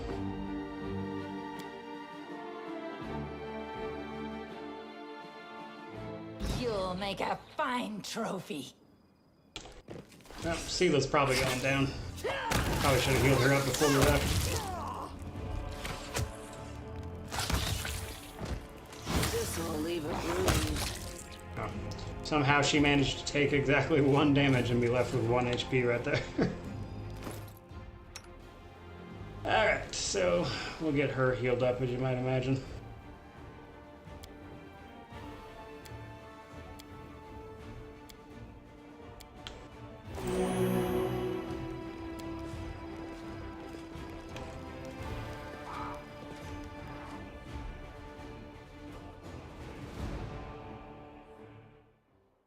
And continue on our way to the Tirabade residence.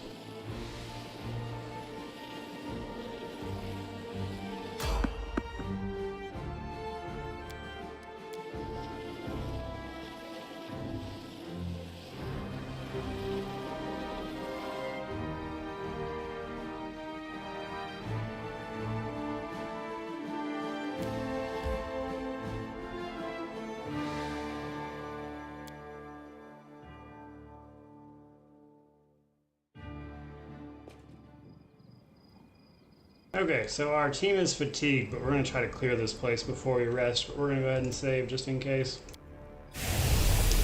Antonio says he's impressed with the games at 100%. He wishes he had the skill to play those at that high level.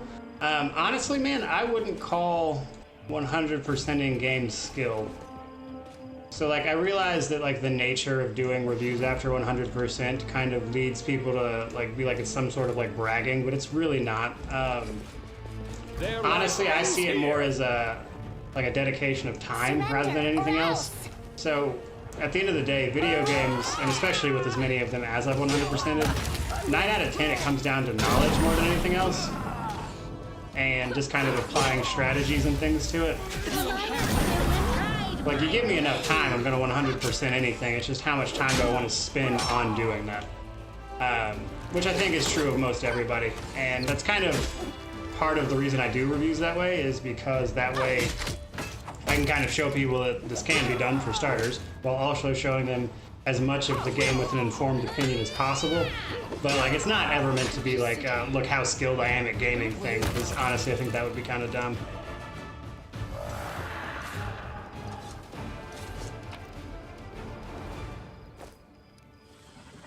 Because as people might have noticed from my content, I'm not wild about people who are like, look how great I am at games. Like, I find that type of behavior super childish and off-putting.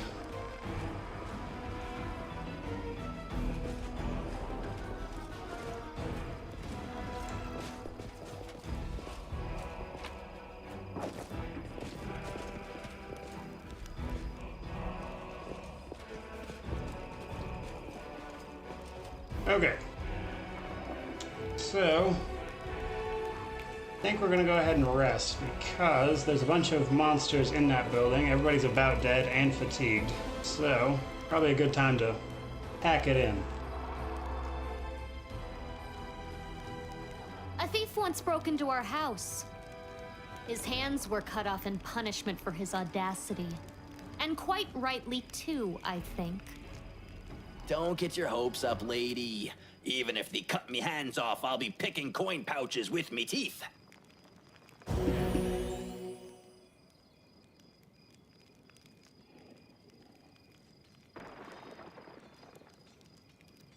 Alright, so we're taking on a lot of corruption. The next time we rest probably needs to be at Defender's Heart. Okay, so we're ready to go inside. Now there is a trap right there, and I believe a I heed the voice of the spirits. succubus in the next They will room. not expect my strike. Yeah. I hope you appreciate this. We are the light. They are the darkness. Yeah, succubus and entranced fighter. I thought there was one more in there too. Wow, that crit fluffy for something else. Jeez.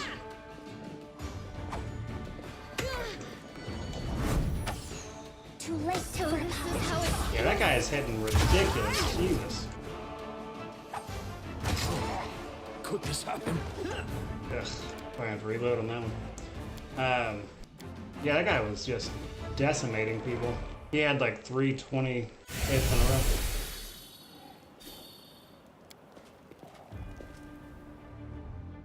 Alright. Open your heart to me. They will not expect my strike. I won't let you hurt my friends.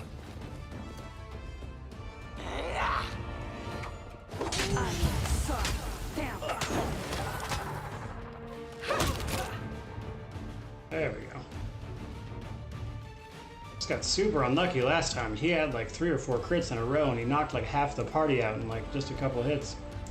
Alright, then we'll disarm that before anybody gets to moving, hopefully. There we go. Am I not? Surrender or else.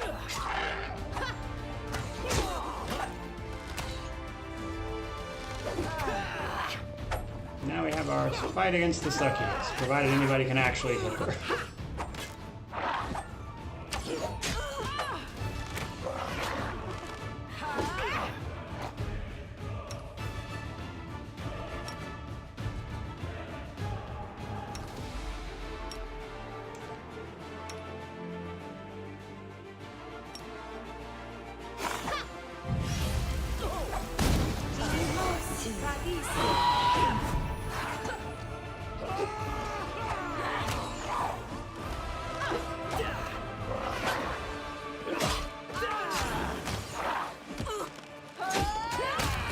There she goes. Jeez. I was like, I know I have cold iron and stuff. I'm definitely doing damage. Good grief. Alright, there's a rapier and a cloak +1. So we give the rapier to Camilla naturally, as that is what she uses. Upgrade our main character's cloak. Give that one to you. And now we can come in here and loot the place. Might be trap. Might be trap. So in here we can get 830 gold, a bunch of diamond dust. We can also find Irabeth's letter, which is like in case she had died or something. But we get a bunch of gold and we can kind of get some more experience there. We do have a negative level on Sela though. But that's alright, because truthfully we were about almost ready to head back to Defender's Heart anyway. There's really not going to be that many more fights between us and that. There's going to be a handful though.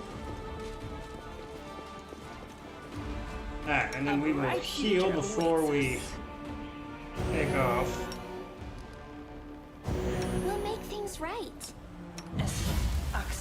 Yes.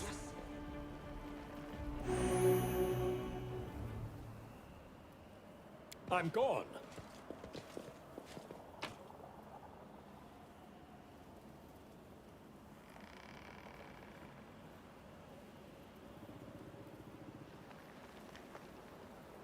Alright, so we are good to leave. Also, we have a ton of gold now. We have like 10k, which is good to buy the item that we want, and we haven't even had to sell any of our magic items yet. So, now we're going to head back to Market Square, and I'm going to show you guys the rest of the Azada Mythic Path stuff.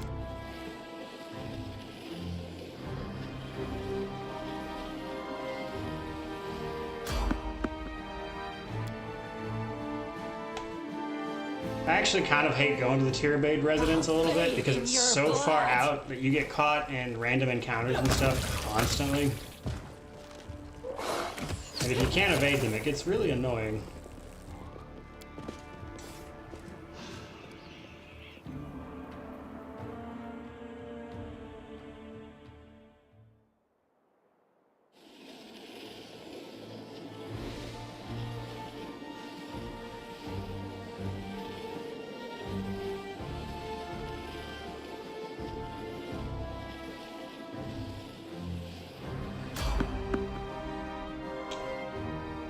So this is an unskippable one. Which now that we have Ninio offhand, I don't remember which one this would be. Can we retreat already?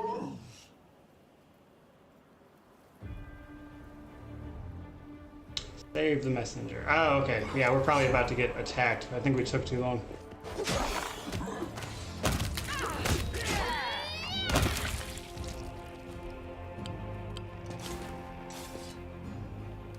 We do it my way.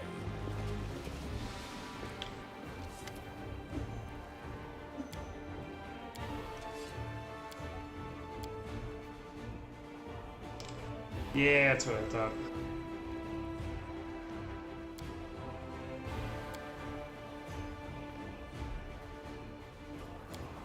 Alright, so you can either leave them to fight the battle without you, or you have to head back. Again, this is why you want to avoid resting too much. If you can, mind you. It's not to say that avoiding this battle is, like, amazing or anything, but you get a slightly better reward if you can complete everything before this happens. But the people you've recruited will actually help out with it. And then you need to go talk to Erebeth. With that said, it does continue even if this doesn't go well.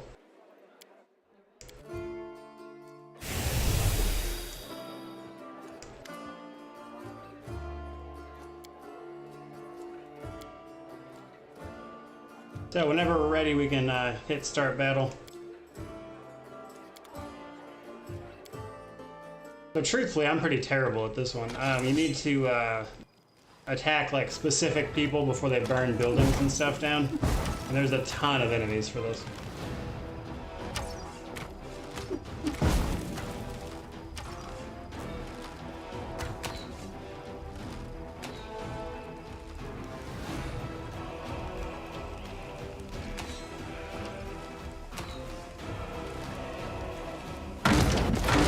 Save the last one for me. So yeah, you have to focus on the arsonist is what you're supposed to do. Which are guys throwing alchemy stuff.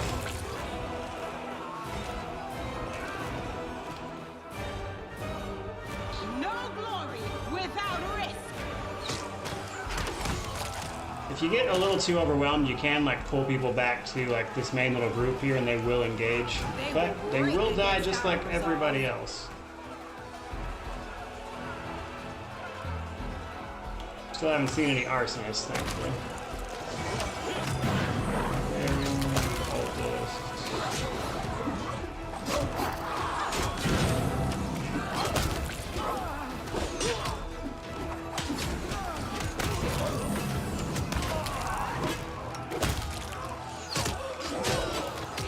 Okay, yeah, so there's the cultist guy. I'll cut you wide open. They'll beg me to stop.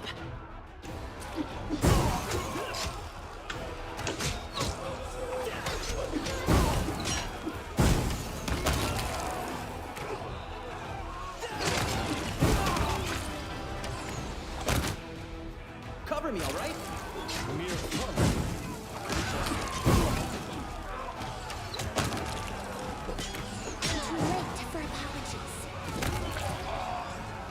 Alright, and then there's a couple more phases. They start thinning people up ladders here.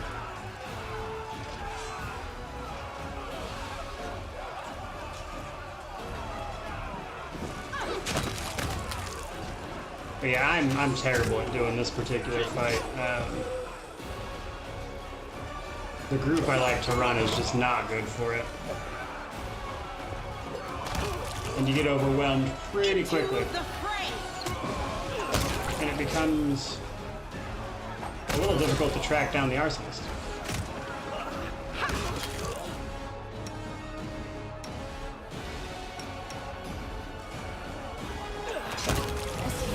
Tactical retreat! It's all your fault!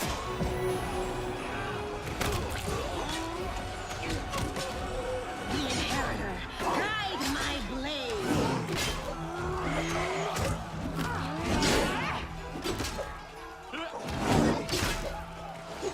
I'll just sit here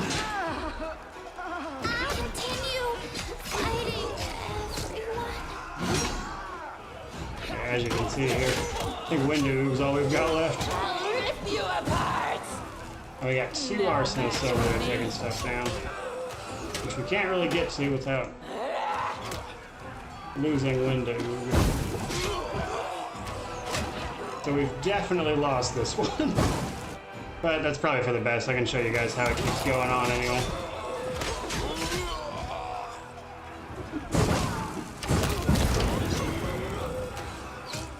I'll rip you apart!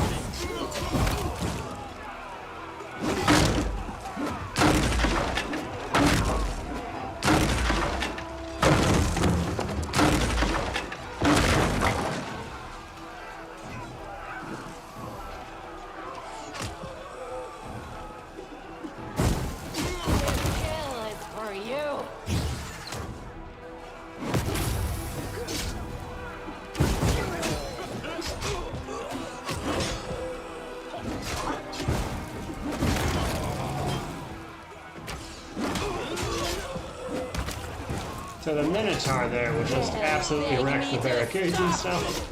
But the Alchemists, honestly, so the reason you want to kill them is they're actively destroying buildings, which they are just about through with.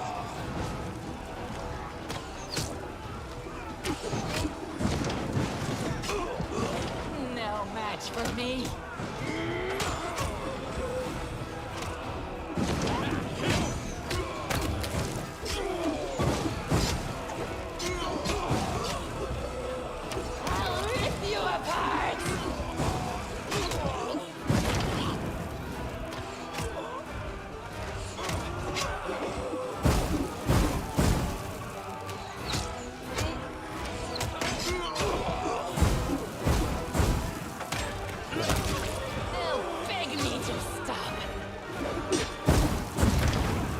Yeah, so once I get the barricades down, it's over. But that is not a game over, it just means you lost the defense.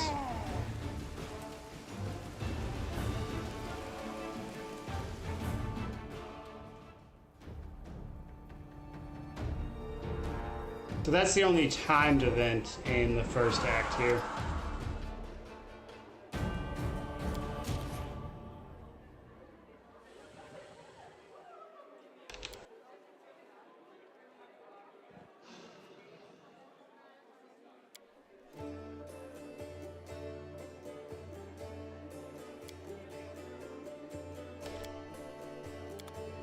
So losing that does 2 things. It means that the people you've recruited to help, if you have recruited any, will leave, which means they're not going to help you in the final battle. And then the rewards you would have gotten for doing it quickly goes away, which is mostly just like consumables. And then, ironically enough, we go into Sila's jovial little celebration, which is a little poor timing, I'd imagine. But this conversation leads to Sila's next quest, which is helping her friend find a ring that she'd lost, or he had lost.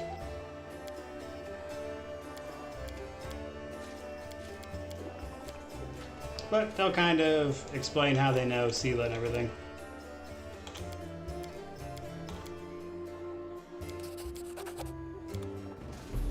Alright, so back to it then. So as you can see, I'm off. Aesthetically it looks pretty rough after that too.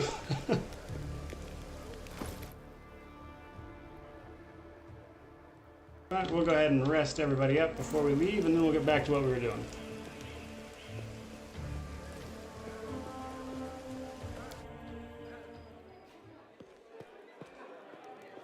I do what I must.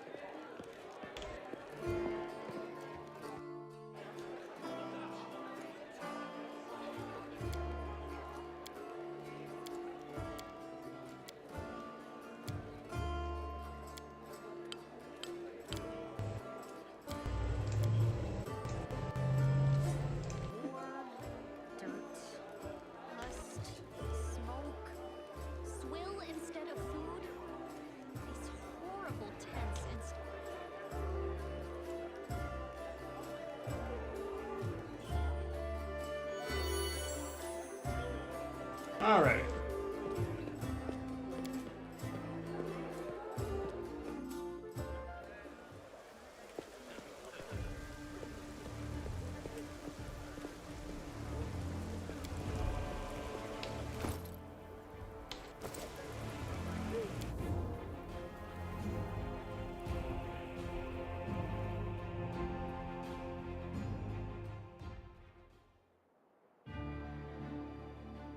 Alright, now that we're ready, we can finally head back to Market Square, or at least try to do it again. And then we can wrap up the Azada stuff.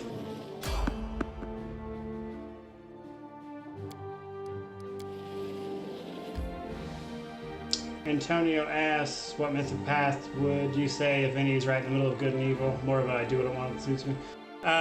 Trickster, probably. They're chaotic. And then Aeon is just straight lawful. Aaron asks, he wants you to find a ring while demons are taking over the city. He needs a lesson in priorities. This is afterwards, actually. It's once everything gets done here. They can't actually reach the place because it's outside the city where they need to find the ring. So, if you remember, we were looking for Saul the Wallflower in order to do the Azada stuff, and he is actually this guy right here. We show him the shawl that Aranka gave us, and then we will be able to meet him as Saul. He'll basically actually show who he actually is. But if Holrun's still alive, he'll ambush you, so to speak.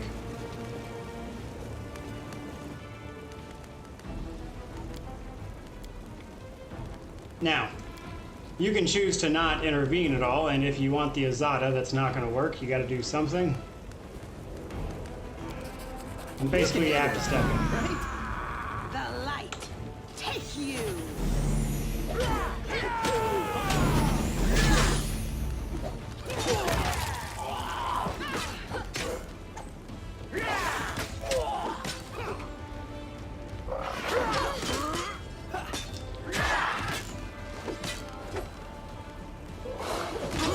Now, killing Holrun actually isn't too bad of a way to go, because he drops a pretty good long sword, I believe. Can't you just die already?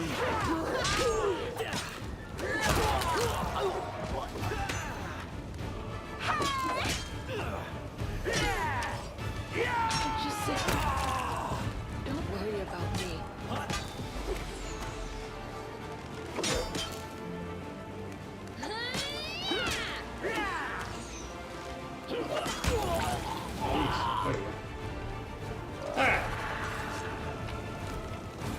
So we can take all their health potions. The longsword, yeah, it is a longsword. I was thinking it might be a bastard sword, but that is the Longsword of Right, which is a +1 cold iron and deals an additional 1d3 to chaotic creatures, which this early in the game is pretty solid.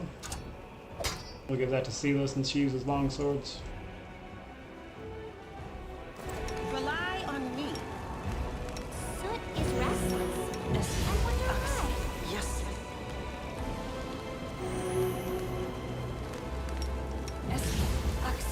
Yes. Alright, then we can talk to Thal again.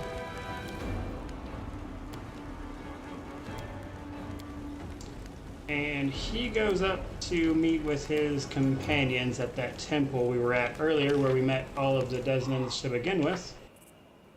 And we can complete both of those quests that we encountered earlier. So we can tell Ramian that Holrun attacked us and we had to kill him, which will resolve that quest.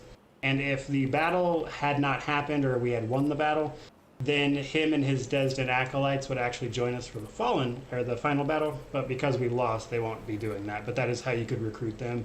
And then if you actually sided with Holrun instead of the Desnans, you would get his Inquisitors for the final battle. But we can still complete the quests.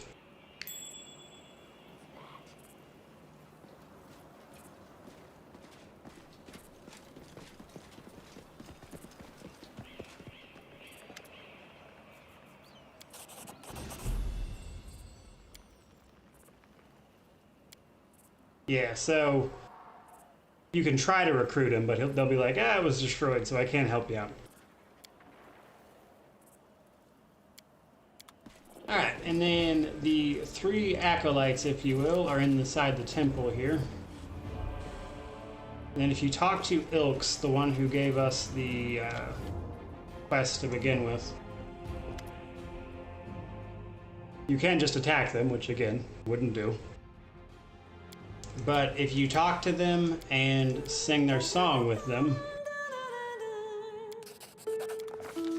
you get this text event, which takes you to Elysium, which is like the home realm of the Azada.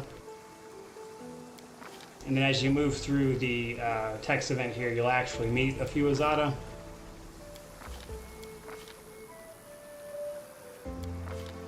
And if you pick good, requires Azada Mythic Path, this will allow you to take a little bit of their power with you, which is what unlocks the Azada Mythic Path when you get to the point where you can actually choose.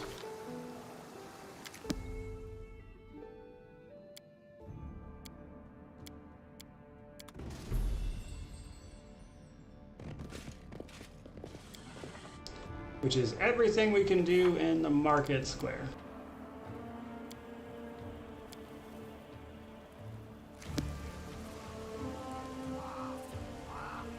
I'm here. Where else would I be? I'm gone. Right. So now we can finally head to the library, which is where we can do the Trickster Mythic Path, as well as talk to the Storyteller, which is what we need to actually do to advance the act.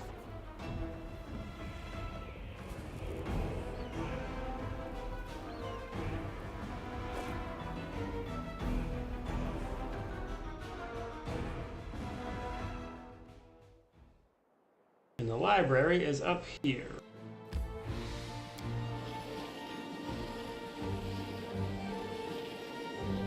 The angriest pigeon pointed out the amount of changes and improvements from Kingmaker is a lot, and yeah, it is. It is definitely quite a bit.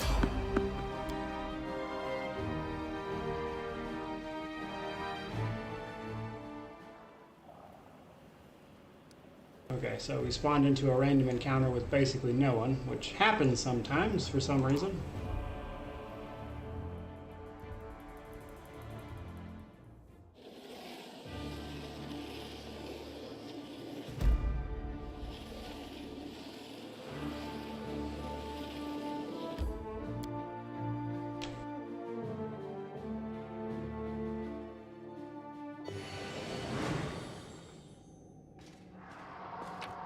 Alright, we can find a few things here if we look around as well. But the main attraction is over here.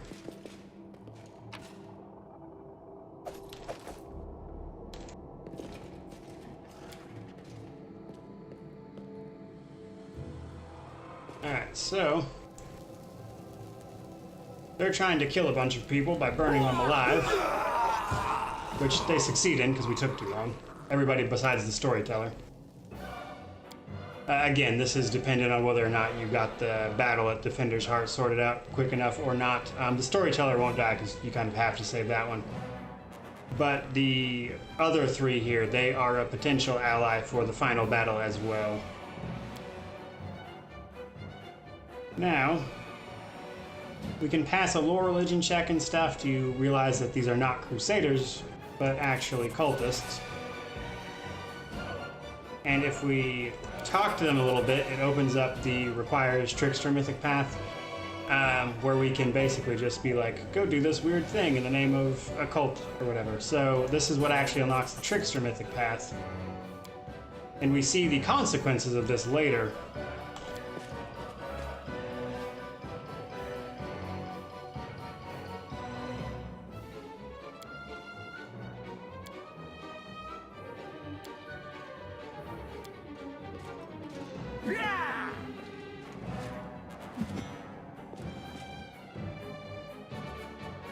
And then if you listen to your gut, you can actually send them to the Grey Garrison to take the fuel that they were using to light these fires and go cause a fire at the Grey Garrison, which helps you out. Which is how you unlock the Trickster Mythic Path.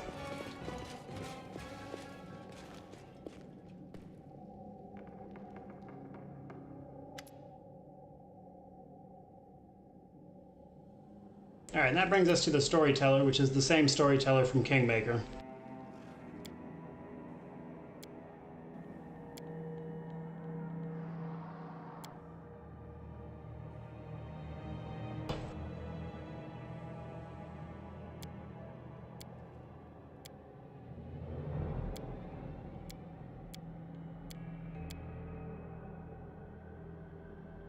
Now, the second we actually talk to him and be like, we're taking you to Defender's Heart, you will actually travel back to Defender's Heart, so you might want to loot the library before you do.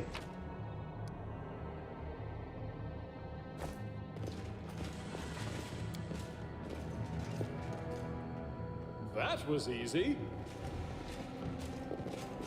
I see something over there.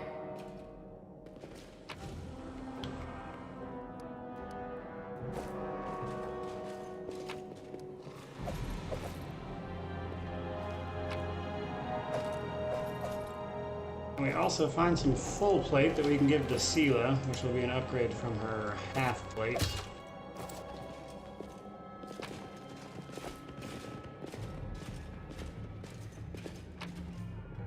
We can also find another thing at Elven Notes there. And then lastly,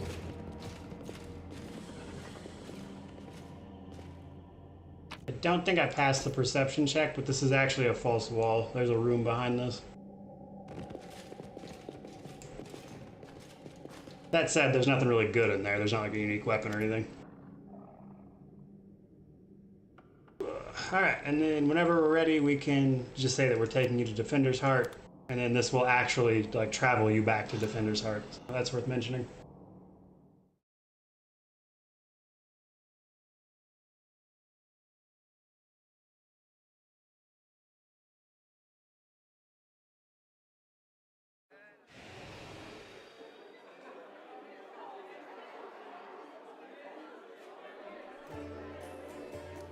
Alright, so when we're ready, we can talk to the storyteller there, but we're gonna sell a bunch of stuff first. Okay, so Joey asks that I'm playing it before launch and won't the game have like a day one mega patch? It'll probably have some sort of patch, yeah. But yeah, nonetheless, we're playing it. We do unlock the Trickster Mythic Path by basically being an arsonist, and then Augusto asked if I've played DOS 1, DOS 2, or BG3, and what can I say about them? I have played all three of them. They're pretty good, I like them. Each of them is fairly unique. Honestly, even DOS 1 and DOS 2 are fairly different. Okay, so we can get rid of a bunch of this junk that we don't need. Actually, we don't want to sell that, that's Radiance. We'll go through the scrolls to see what we can actually use. Don't need all these crafting ingredients because we don't have anybody that can craft anyway. Might be using those a little later, so we'll hold on to that stuff. We'll sell that club. That's not very good for us, to be honest, because nobody really uses clubs. Same with the short spear. Everything else we might find a use for, so we'll go ahead and keep. But that's more than enough gold to buy the one thing that is really worth buying from these vendors, which is the Icy Protector, which we can give to Camilla and give her a bunch of extra AC. Well, 2 extra AC really, but you get the point. Alright. Now we'll talk to the storyteller, and he tells us to go get that purple knife that we already found earlier in the market square. He also gives you a ring.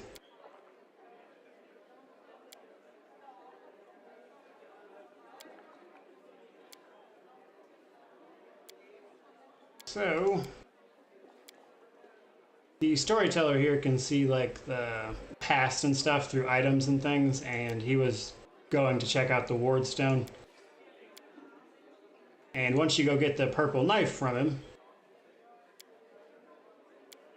he can kind of explain some of what's going on. So you wind up sharing the vision with him, and it winds up being like a story about a demon, kind of Discari, just judging by the gist of it, because it's about swarms of insects and everything.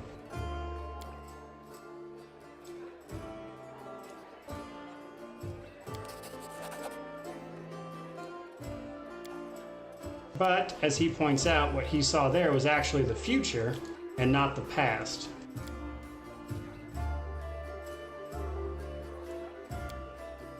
Now, he doesn't know too much about it, but basically he points out that the Wardstone is you know, corrupted, which we more or less already knew, but he kind of explains a little more about why. And then we can actually give him those Elven Notes I mentioned. He can also check out items and potentially restore them for you.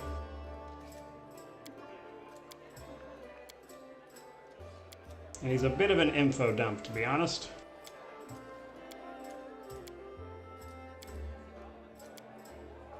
So we can show him Finian, Turindlev scales that we found, we can show him Radiance, and he'll tell us just all sorts of things about them.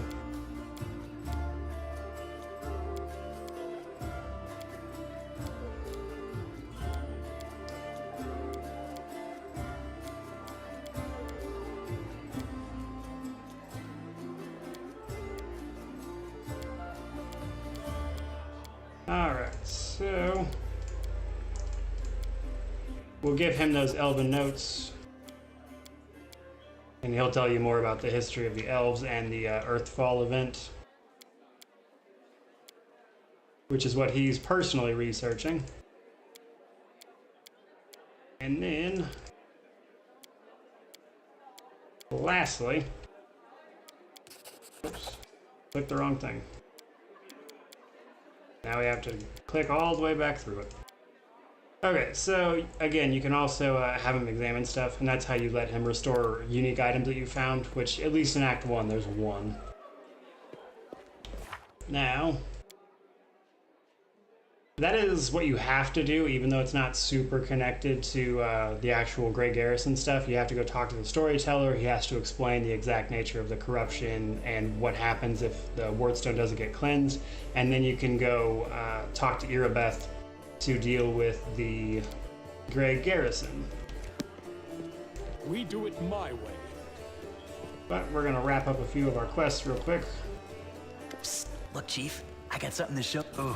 Although, of course, I did.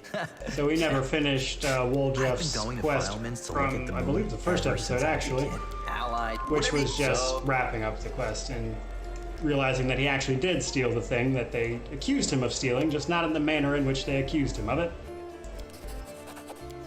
And then this is the backer quest. We can come back to him and be like, hey, Kalos is definitely a drow, if you figured that out. And then even if you point that out to him, which is probably something that he would know, he won't admit it to you. And basically says it's probably going to come back up again. But that's actually all you can do with that backer quest until later. Which I believe is just about it.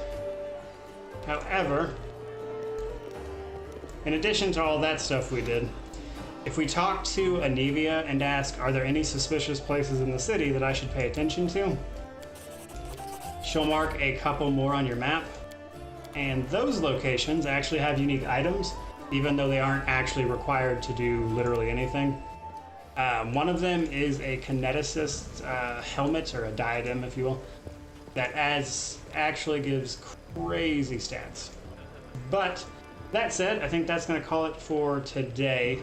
Next time, we're probably going to actually finish up Act 1 and go through the Grey Garrison, and I can kind of show you some stuff there and kind of how Act 1 ends, and then before we get on to the rest of stuff.